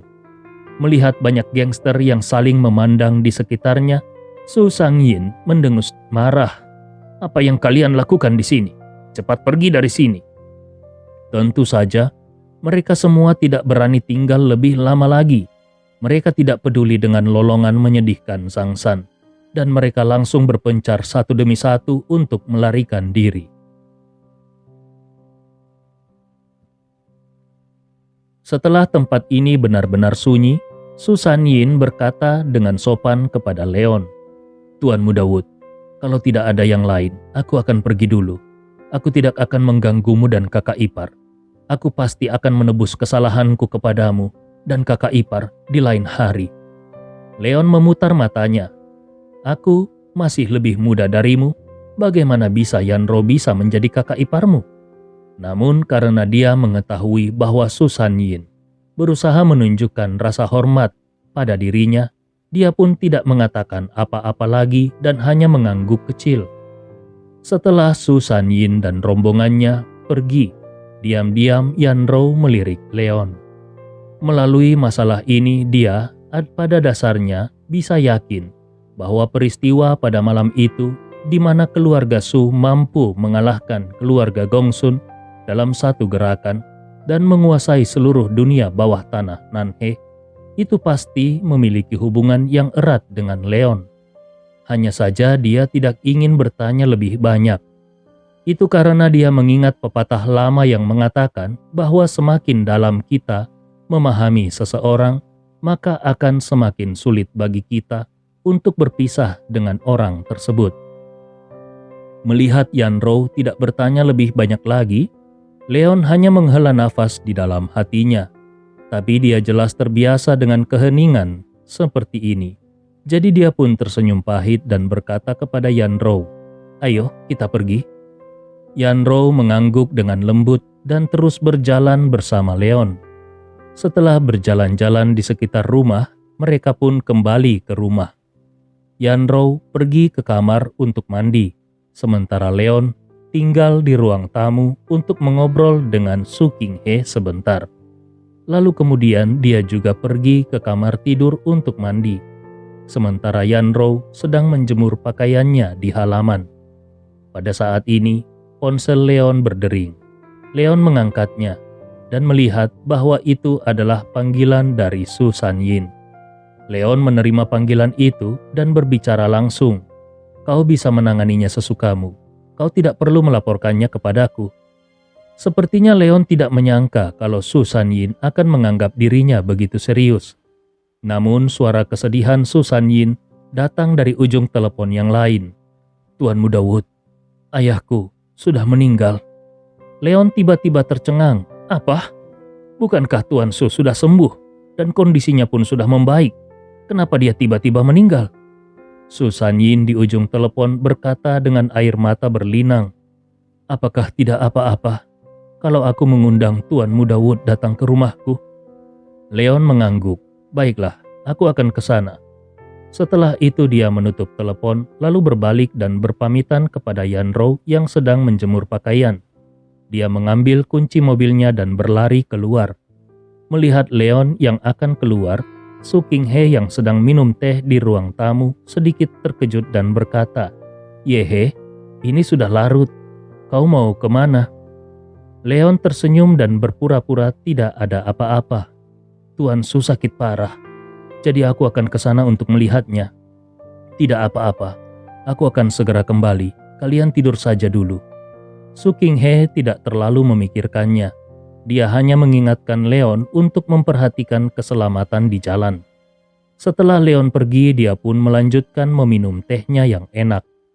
Lebih dari setengah jam kemudian, Leon sudah datang ke kompleks kediaman keluarga Su. Sebelum dia masuk, dia melihat bahwa kompleks keluarga Su dikelilingi oleh sekelompok orang berpakaian hitam. Leon bertanya sambil mengikuti Su Sanyin masuk. Apa yang terjadi? Su Sanyin tidak berbicara. Matanya merah dan dia hanya berjalan memimpin di depan. Leon mengerutkan keningnya dan mengikuti ke halaman dalam. Dengan segera dia mencium bau darah yang kuat. Ketika dia melangkah ke halaman dalam, dia sangat terkejut dengan pemandangan di depannya.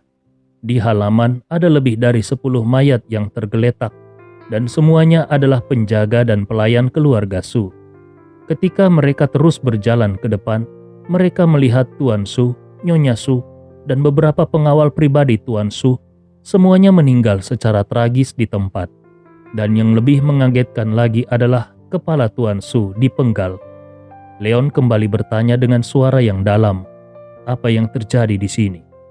Su Sanyin berkata dengan ekspresi dingin, "Seperti inilah penampakan yang kulihat ketika aku pulang setelah menangani masalah itu.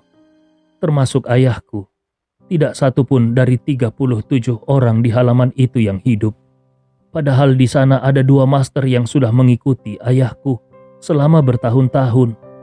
Satu berada di alam bawaan pertama, dan satunya lagi berada di alam bawaan kedua. Tetapi semuanya terbunuh. Hanya master tersembunyi dari aliansi herbal Cina yang bisa melakukan ini." Ada kesedihan dan kekhawatiran di mata Su Sanyin ketika dia menjelaskan tentang hal ini. Dia baru saja mengambil alih kekuasaan keluarga Su di Paviliun Lansi. Dan meskipun dia telah membangun prestise tertentu dengan mengalahkan keluarga Gongsun dalam pertempuran, Tidak mungkin dia bisa membuat semua orang dari keluarga Su setia kepadanya dalam waktu sesingkat itu. Kalau Tuan Su masih ada, orang-orang itu tidak akan berani membuat gelombang. Tetapi sekarang Tuan Su sudah meninggal secara tragis di rumah ini. Apa yang sedang direncanakan oleh orang-orang itu? Alis Leon berkerut. Dia juga berpikir bahwa orang-orang dari aliansi herbal Cina pasti akan membalas dan bahkan mengambil kesempatan ini untuk memprovokasi perang skala besar antara Pavilion Lansi dan aliansi herbal Cina. Tetapi dia tidak pernah berpikir bahwa balas dendam aliansi herbal Cina akan datang dengan begitu cepat sehingga mereka secara paksa membunuh Tuan Su yang ditinggalkan di rumah di bawah perlindungan yang sangat ketat. Bab 784.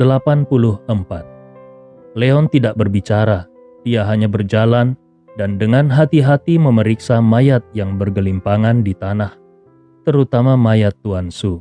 Dia menemukan kalau luka di leher Tuan Su sangat rata. Jelas mereka memenggal kepalanya dengan pedang. Seberapa tajam pedang yang dibutuhkan untuk melakukan hal ini? Seberapa tinggi tingkat kultivasi yang dibutuhkan? Setelah memeriksa daerah sekitarnya dengan hati-hati, Leon mengutarakan penilaiannya.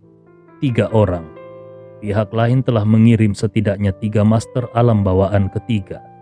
Tidak, itu adalah 3 master dari alam bawaan keempat, atau bahkan lebih. Su Sanyin terkejut.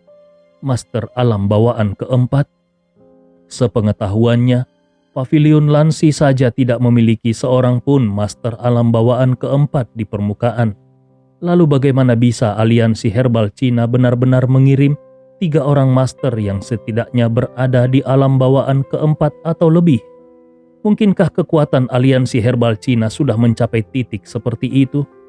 Atau apakah untuk membunuh ayahnya, aliansi herbal Cina tidak ragu untuk melangkah lebih jauh dengan cara mengirimkan kekuatan terdalam dari organisasi aliansi herbal Cina?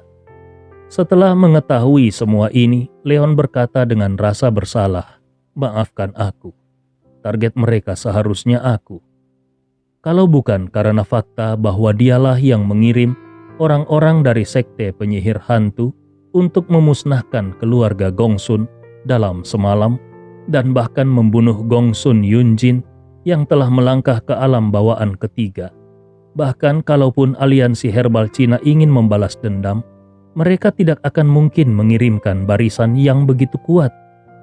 Dengan kekuatan penjaga di sekitar Tuan Su, selama pihak musuh bukan master dari alam bawaan keempat, mereka akan bisa melindungi Tuan Su dengan baik. Tapi sekarang, aliansi herbal Cina telah mengirim setidaknya 3 master yang kultivasinya berada di alam bawaan keempat, bahkan lebih. Tidak peduli seberapa hebat Tuan Su, dan tidak peduli berapa banyak kekuatan yang dia sembunyikan untuk menjaganya, para master itu sama sekali bukan lawan mereka. Maka menurut analisis Leon, pada akhirnya dialah yang menyebabkan Tuan Su terbunuh. Su Sanyin tertegun.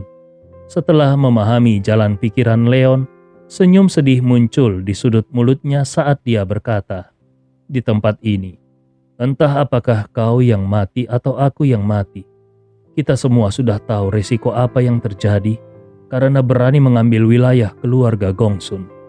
Bagaimana kami bisa menyalahkan Tuan Muda Wood untuk masalah ini? Pada akhirnya, semua ini bisa terjadi karena pertahanan keluarga Su masih terlalu lemah." Leon terdiam.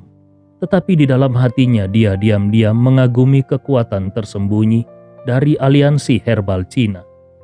3 orang master yang berada di alam bawaan keempat atau bahkan lebih langsung keluar di saat mereka dibutuhkan. Apakah ada keberadaan yang lebih kuat di belakang mereka? Pasukan bawah tanah yang mampu berada di depan di Provinsi Nanyun dan dengan mantap mengalahkan asosiasi Dewa Perang memang benar-benar tidak bisa diremehkan. Pavilion Lansi mampu bertarung dengan aliansi herbal Cina selama bertahun-tahun tanpa kekalahan. Kali ini, aliansi herbal Cina pasti memiliki master yang sehebat itu juga. Keputusan yang dibuat Leon di awal sudah benar. Satu-satunya hal yang membuatnya merasa menyesal adalah karena Tuan Su justru terbunuh akibat hal itu. Bahkan meskipun Su Sanyin tidak menyalahkannya, tetapi dia tetap merasa sedikit bersalah di dalam hatinya. Leon memandang Su Sanyin dan bertanya, "Apa yang akan kau lakukan?" Su Sanyin merendahkan suaranya dan berkata dengan suara yang dalam, "Aku akan melaporkannya kepada Tuan Pavilion Lansi dan meminta dia untuk memutuskan." Menurut Su Sanyin, hal seperti ini sudah bukan lagi urusan keluarga Su mereka, tetapi urusan seluruh Pavilion Lansi. Leon mengangguk dan berjanji, "Baiklah, tapi kalau kau membutuhkan bantuanku, jangan ragu untuk menghubungiku." Ini bukan hanya tentang kelanjutan dari rencana Leon untuk mendukung Su Sanyin, tetapi juga pertanggungjawabannya kepada Tuan Su yang sudah meninggal. Setelah menerima jaminan Leon, hati Su Sanyin menjadi lebih lega dan dia berkata, "Baiklah, terima kasih Tuan Muda Wood." Faktanya setelah kematian Tuan Su, Leon telah menjadi pendukung terbesar Su Sanyin. Kalau tidak ada dukungan dari Leon, maka jangankan untuk membalas dendam Tuan Su, dia bahkan tidak akan bisa duduk di posisinya saat ini. Dia tidak akan lupa kalau dia masih memiliki kakak laki-laki yang tinggal di tempat ini dan sekarang ayahnya sudah meninggal. Dengan temperamen kakak tertuanya, kakaknya itu pasti akan kembali ke kota Nanhe untuk memperjuangkan kekuasaan dan keuntungan. Setelah mengucapkan selamat tinggal kepada Su Sanyin, Leon tidak kembali ke rumah keluarga Su. Dia hanya menelpon Yan Rou dan langsung pergi ke mansion yang baru saja dibelinya di Country Garden. Kematian Su Minghe membunyikan alarm untuknya. Dengan kekuatannya saat ini, sama sekali tidak ada masalah dalam berurusan dengan master alam bawaan ketiga atau bahkan alam bawaan keempat. Tetapi kalau dia bertemu dengan satu atau dua orang master dari alam bawaan keempat atau bahkan alam bawaan kelima, kultivasinya saat ini jelas tidak cukup. Memang ada shadow yang berada di alam bawaan ke-8 dan master lainnya dari sekte penyihir hantu. Tetapi Leon tidak ingin mengekspos mereka terlalu dini. Itu adalah kartu as terbesarnya. Jadi dia perlu memulihkan kultivasinya sesegera mungkin. Kalau dia bisa mencapai puncak alam bawaan kelima lagi, bahkan kalaupun dia bertemu orang-orang dari alam bawaan ke-6 atau bahkan alam bawaan ke-7, dia akan memiliki kekuatan untuk bertarung. Ketika Leon tiba di Country Garden, hari sudah larut malam. Namun di dalam lingkungan kelas atas seperti itu, biasanya ada orang-orang yang berjaga-jaga. Bahkan di ujung jembatan di depan mansion yang dibelinya, ada orang khusus yang diatur untuk berjaga-jaga. Sebaliknya, seluruh pulau kosong dan seluruh halaman gelap gulita. Leon tidak menyalakan lampu, tetapi berjalan langsung ke halaman belakang dan sampai di tepi mata air spiritual. Leon berendam di dalam mata air spiritual itu. Dia mulai mengikuti metode pikiran yang dia kembangkan dan dengan cepat menyerap ki langit dan bumi yang ada di sekitarnya. Malam ini, pemilik seluruh komunitas Country Garden merasakan ada sesuatu yang aneh. Tetapi orang-orang biasa tidak tahu apa yang sedang terjadi. Yan Qingqing yang telah menyaksikan Leon bermeditasi sepertinya menyadari sesuatu. Diam-diam dia melirik ke arah pulau, seolah sedang memikirkan sesuatu. Di kota Kuhe, sebuah mobil off-road melaju di jalan pegunungan yang berkelok-kelok dan akhirnya memasuki Villa 100 Herbal. Seorang wanita dan dua orang pria keluar dari mobil itu. Dan wanita dengan gaun bunga kuning itu membawa sebuah kotak di tangannya. Mereka bertiga terlihat sangat serius sampai mereka tiba di halaman kecil di belakang villa. Pada saat ini, seberkas cahaya putih telah muncul di langit timur. dan seorang lelaki tua berjas kain putih sudah memegang alat penyiram air dan menyemprotkan air untuk bunga dan tanaman di halaman. Mereka bertiga berdiri di pintu dan tidak memasuki halaman sampai lelaki tua itu selesai menyirami bunga. Lalu kemudian mereka berjalan ke halaman dan membungkuk, lalu berlutut di depan lelaki tua itu sambil meletakkan kepala Su Minghe di depannya. Orang tua itu melirik kepala Su Minghe yang masih memiliki mata terbuka dan bertanya, apakah semuanya berjalan dengan baik? Wanita berbaju kuning yang berlutut di depan berkata dengan lembut, semuanya berjalan dengan lancar, dan kami tidak bertemu dengan seorang pun master yang hebat. Alis lelaki tua itu berkerut, tidak bertemu dengan seorang pun master yang hebat. Lalu bagaimana murid kesayangannya itu bisa mati? Mungkinkah monster tua yang tersembunyi di pavilion Lansi itu benar-benar mengambil tindakan secara langsung? Kalau memang ini masalahnya, jangan-jangan pavilion Lansi benar-benar mencapai kesepakatan dengan perkumpulan Liu Ying. Ini sama sekali bukan hal yang baik untuk aliansi herbal Cina. Orang tua itu merenung sejenak, lalu kemudian memberikan instruksi. Pergi, beritahu Tang Jiu agar bersiap-siap untuk pertempuran. Mereka bertiga pun bangkit dan serentak menjawab, baik Tuan. Ketika mereka hendak pergi, orang tua itu berkata lagi, kalian juga harus tetap di sisi Tang Jiu. Jangan biarkan dia dibantai. Mereka bertiga menjawab kembali dengan serentak, baik Tuan. Kemudian dengan hormat mereka pergi meninggalkan halaman. Jejak ejekan melintas di mata lelaki tua itu ketika dia berkata, hantu tua Ni, apakah kau sudah begitu panik?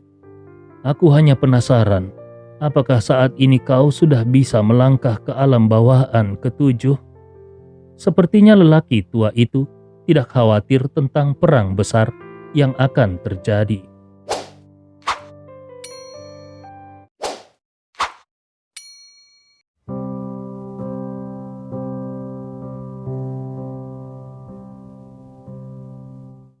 Bab 785.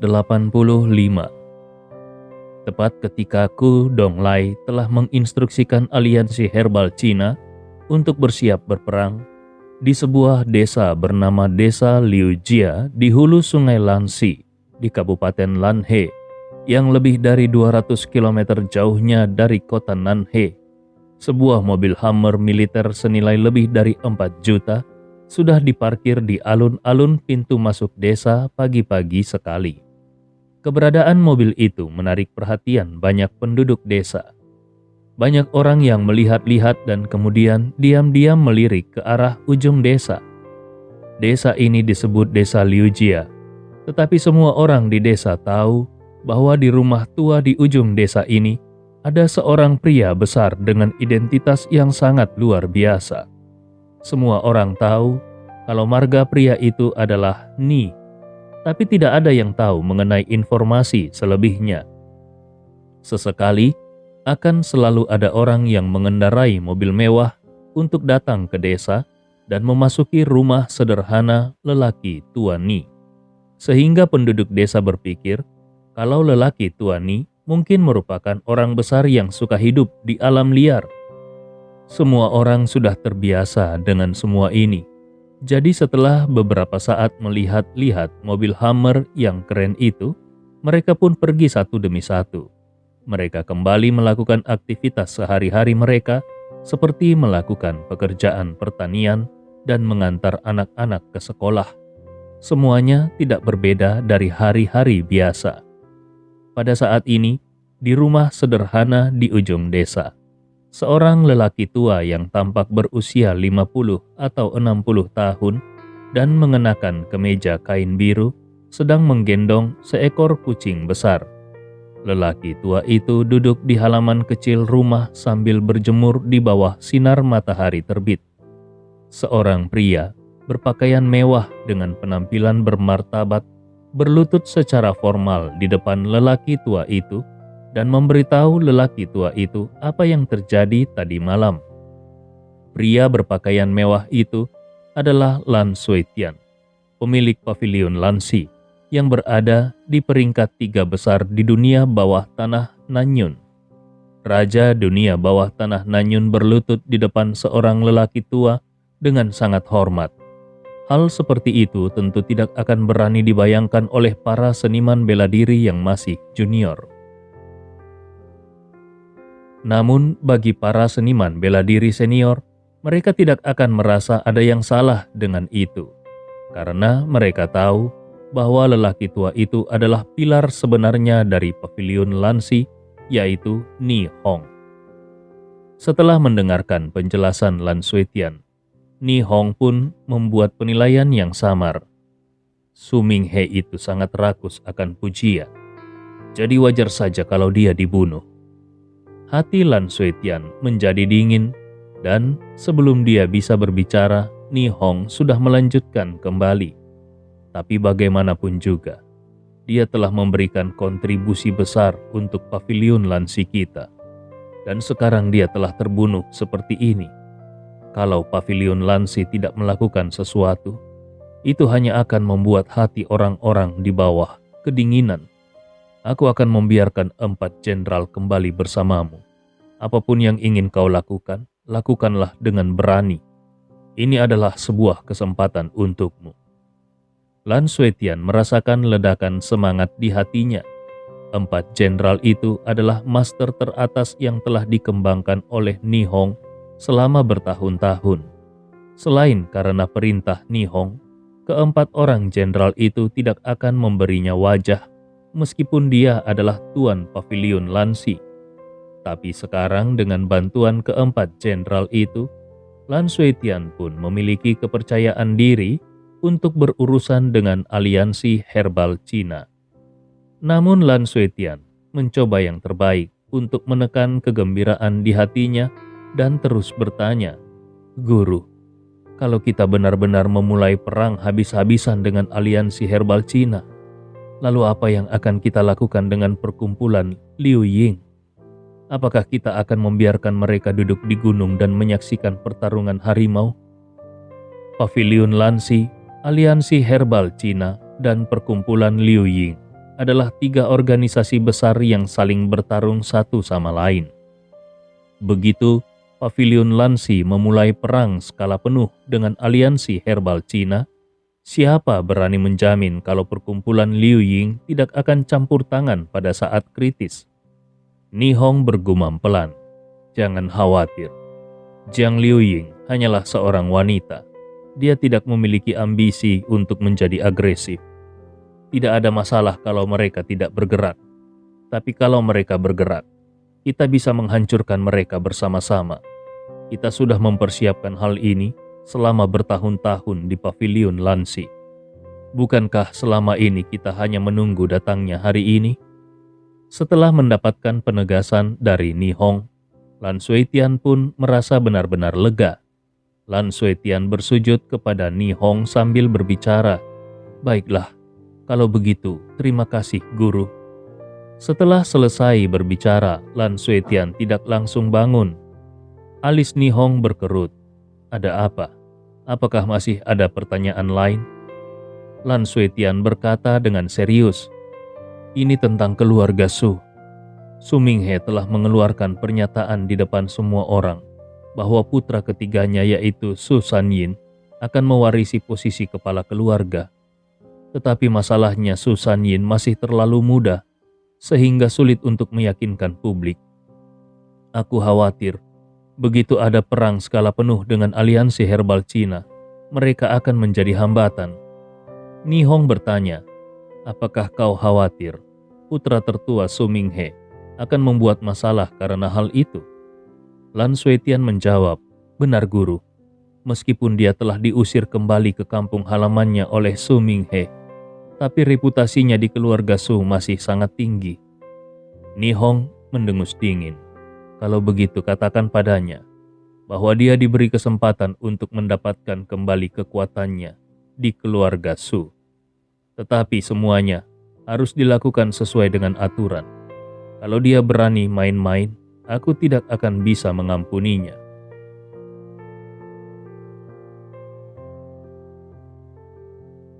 Lan Suetian mengangguk dan bersujud dengan hormat kepada Nihong sambil berkata, "Aku mengerti." Kemudian dia bangkit dan keluar dari halaman. Setelah Lan Suetian pergi, Nihong memandangi pohon willow yang ditiup angin dan menghela nafas pelan. Angin sudah bertiup kencang. Hantu tuaku, inilah saatnya untuk menentukan pemenang antara kau dan aku. Di kota Nanhe, di dalam Century Garden, Leon yang telah berkultivasi sepanjang malam bangun dari meditasinya. Dia memandangi matahari terbit di langit timur dan menghela nafas pelan. Dia telah menyelesaikan pemurnian tubuh alam ketiga sebelumnya, dan dia sama sekali tidak perlu memobilisasi ki sejatinya untuk memoles tubuh fisiknya. Tetapi dantiannya jauh lebih besar daripada dantian orang biasa. Jadi meskipun dia sudah berkultivasi sepanjang malam di tempat yang memiliki energi spiritual yang melimpah seperti ini, tetap saja dia hanya bisa memadatkan sejumlah kecil ki sejati di dantiannya. Dengan kondisinya saat ini, kalau dia ingin kembali ke alam bawaan kelima, dia tidak tahu berapa lama dia harus menunggu. Sepertinya dia masih harus minum obat. Tapi dia tidak tahu sudah sejauh mana bahan obat yang diminta oleh Lu Sheng untuk disiapkan itu terkumpul. Sambil menggelengkan kepalanya, Leon masuk ke kamar mandi dan membilas tubuhnya sebentar. Dia hendak pergi sarapan sebelum kembali ke sini untuk melanjutkan lagi kultivasinya. Tetapi begitu dia berjalan ke pintu, dia melihat sosok Yan Qingqing berjalan mendekat. Hari ini Yan Qingqing tidak mengenakan pakaian kerjanya yang formal, tetapi mengenakan rok chengsam dengan latar belakang biru. Rambut hitamnya yang melingkar di kepalanya memperlihatkan wajahnya yang halus. Sosoknya terlihat begitu sempurna. Melihat Leon berjalan ke arahnya, Yan Qingqing bertanya sambil tersenyum sedikit. "Lalu bermalam di sini? Kau bermalam di sini tadi malam?" Leon mengangguk. "Ya, benar sekali." Yan Qingqing dengan antusias mengajak Leon. "Aku juga belum sarapan, aku baru saja ingin membuat sarapan. Apakah kau ingin sarapan bersamaku?" Leon dengan cepat menjawab, "Tentu saja, aku mau." Meskipun telah berkultivasi sepanjang malam, tetap saja Leon belum mencapai titik maksimal dalam kultivasinya. Dan saat ini walaupun dia bersemangat, tapi dia juga merasa lapar. Jadi, tanpa merasa perlu bersikap sungkan kepada Yan Qingqing, Leon mengikuti Yan Qingqing kembali ke villa kecilnya. Pada saat ini di atas meja makan, memang ada sarapan yang mengepul. Yan Qingqing mempersilakan Leon untuk duduk, dan pada saat yang sama dia membawa peralatan makan dari dapur dan menyerahkannya kepada Leon sambil berkata, "Ini semua adalah masakan rumah yang sederhana. Kuharap kau menyukainya." Leon tersenyum dan berkata, "Makanan ini dibuat oleh wanita cantik sepertimu. Tentu saja rasanya akan sangat enak." Yan Qingqing melirik Leon dengan genit dan berkata sambil tersenyum, "Dasar tukang gombal. Ngomong-ngomong, kontrak saham itu sudah selesai dinegosiasikan, dan aku berencana pergi ke Rongdu untuk menandatangani kontrak. Apakah kau ingin kembali bersamaku?" Leon tahu apa yang dibicarakan Yan Qingqing. Jadi dia menggelengkan kepalanya dan berkata, "Aku masih punya beberapa hal yang harus diselesaikan di sini. Jadi aku tidak bisa kembali untuk saat ini. Kau bisa mewakiliku untuk menyapa saudara perempuanku." Yan Qingqing berkata, "Baiklah kalau begitu." Jejak kehilangan melintas di mata Yan Qingqing. Sebenarnya dia masih ingin mencari kesempatan untuk menghabiskan waktu berdua saja dengan Leon. Tetapi sekarang sepertinya tidak ada harapan. Pada saat ini, ponsel Leon berdering. Leon melirik ponselnya dan menemukan bahwa itu adalah panggilan dari Su Sanyin. Dia buru-buru berjalan ke samping untuk menerima panggilan telepon itu. Begitu telepon terhubung, suara panik Su Sanyin datang dari ujung telepon yang lain. "Tuan Muda Wood, Ini tidak baik. Kakak tertuaku sudah kembali. Bab 786.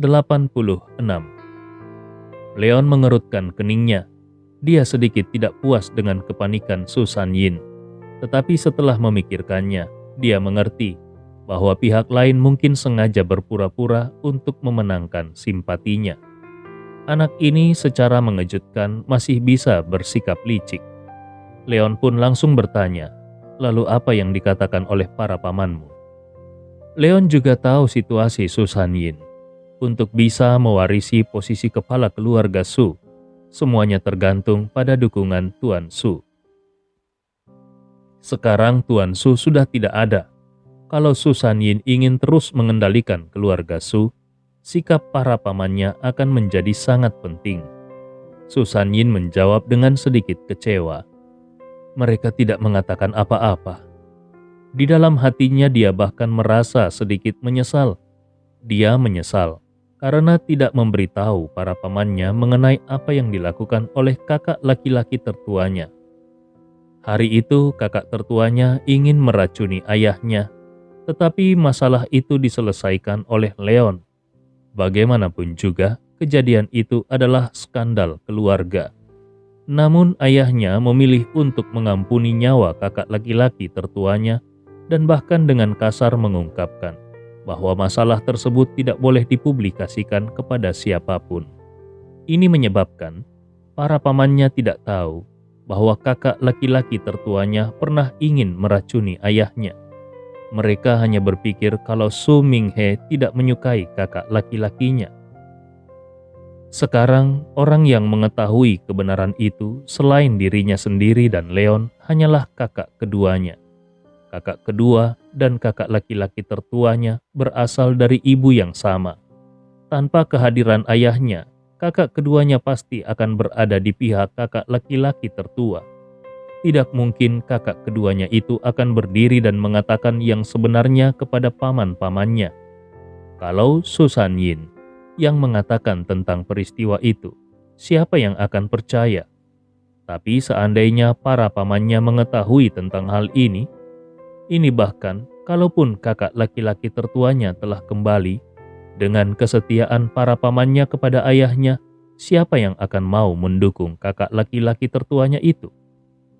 Leon tidak berharap banyak. Dia hanya menghela nafas ringan dan tidak mengatakan apa-apa. Dengan sendirinya, sikap Leon ini sebenarnya sudah merupakan pernyataannya.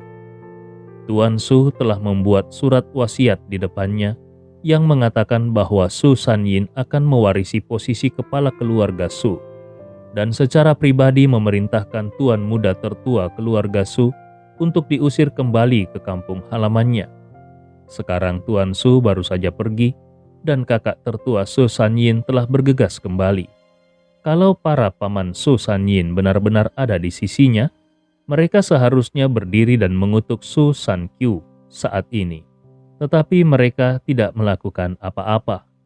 Itu bisa dianggap semacam persetujuan itu sendiri. Tapi kalau dipikirkan, sebenarnya itu adalah hal yang wajar. Sebagian besar paman Su Sanyin adalah para tetua yang mengikuti Su Sankyu untuk melawan Tuan Su. Pertumbuhan Su Sankyu hampir disertai dengan sejarah perjuangan mereka juga. Jadi perasaan mereka terhadap Su Sankyu juga pasti sangat baik. Sekarang ini hanya dengan persetujuan diam-diam dan tidak menunjukkan kalau mereka sepenuhnya berada di pihak Su Sankyu.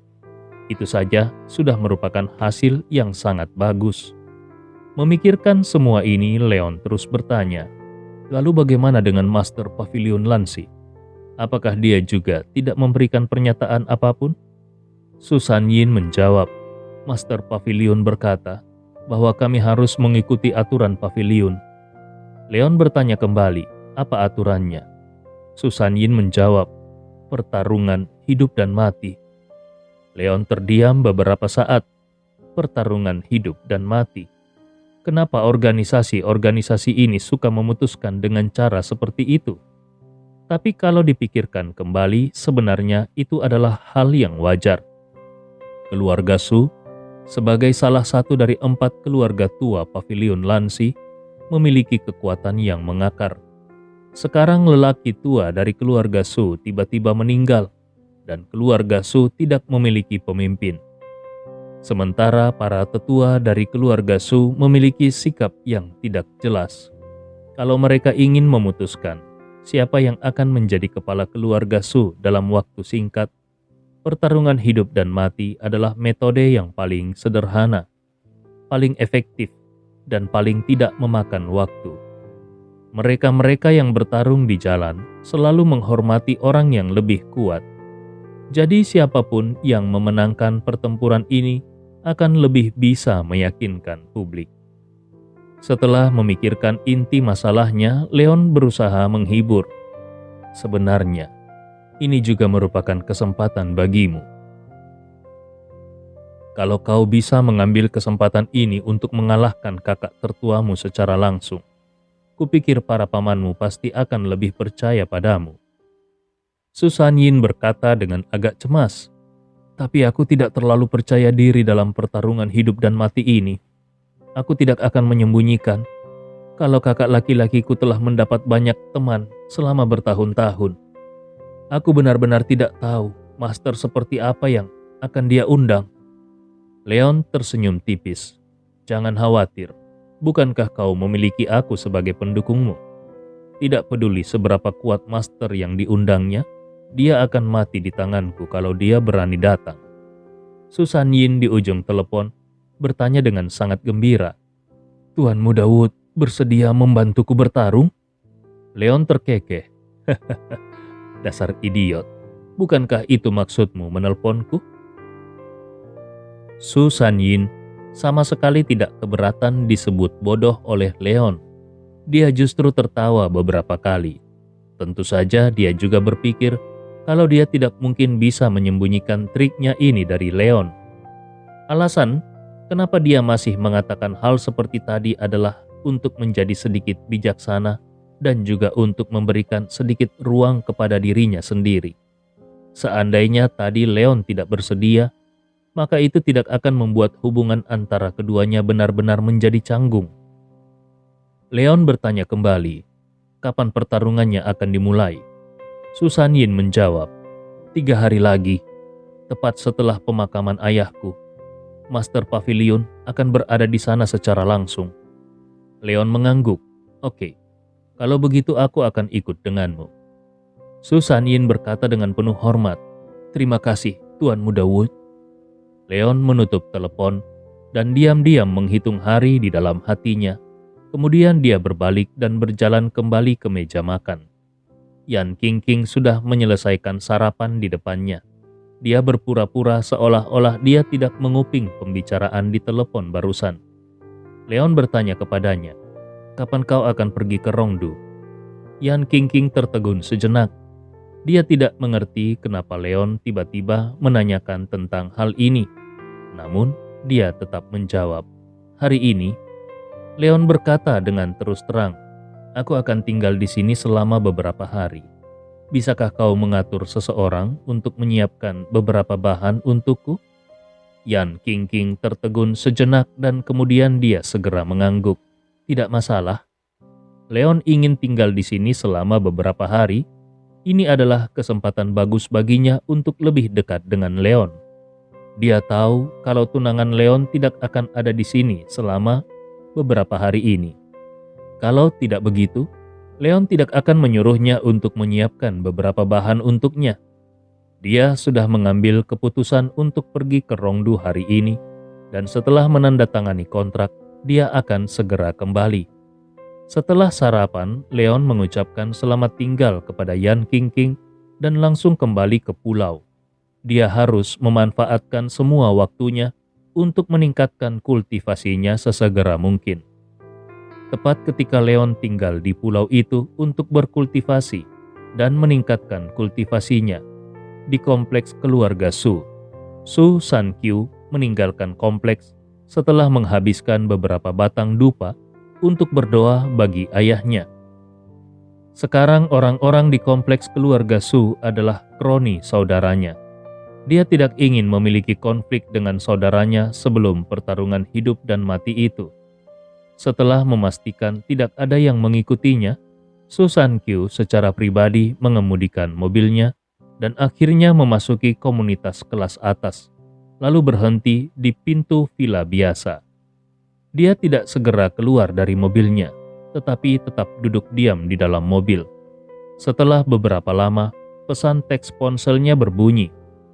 Susan Q dengan cepat membukanya dan melihat bahwa itu adalah nomor telepon yang tidak dikenal dengan hanya satu kalimat di atasnya. "Tidak ada yang mengikuti, masuklah." Susan Q membuka pintu mobil dan berjalan ke villa. Villa itu didekorasi dengan sangat mewah, dan seorang wanita mengenakan baju tidur berpotongan rendah membukakan pintu untuknya. Susan Q berjalan langsung ke dalam rumah. Sekilas, dia melihat seorang pria paruh baya duduk di sofa. Susan Q membungkuk kepada pria itu dengan sangat hormat. Pria itu tidak lain adalah Lan Suetian, penguasa pavilion Lansi. Saat ini Lan Suetian berkata kepadanya, "Kau dan aku telah bersaudara selama bertahun-tahun. Kenapa kau bersikap begitu sopan di depanku? Duduklah." Seandainya Susan Yin diizinkan untuk melihat adegan ini, dia pasti akan sangat terkejut. Master pavilion yang bermartabat dari pavilion Lansi, seorang pria besar yang bahkan Su Minghe pun harus memberi hormat kepadanya dengan penuh hormat, benar-benar menyebut kakak tertuanya sebagai saudara.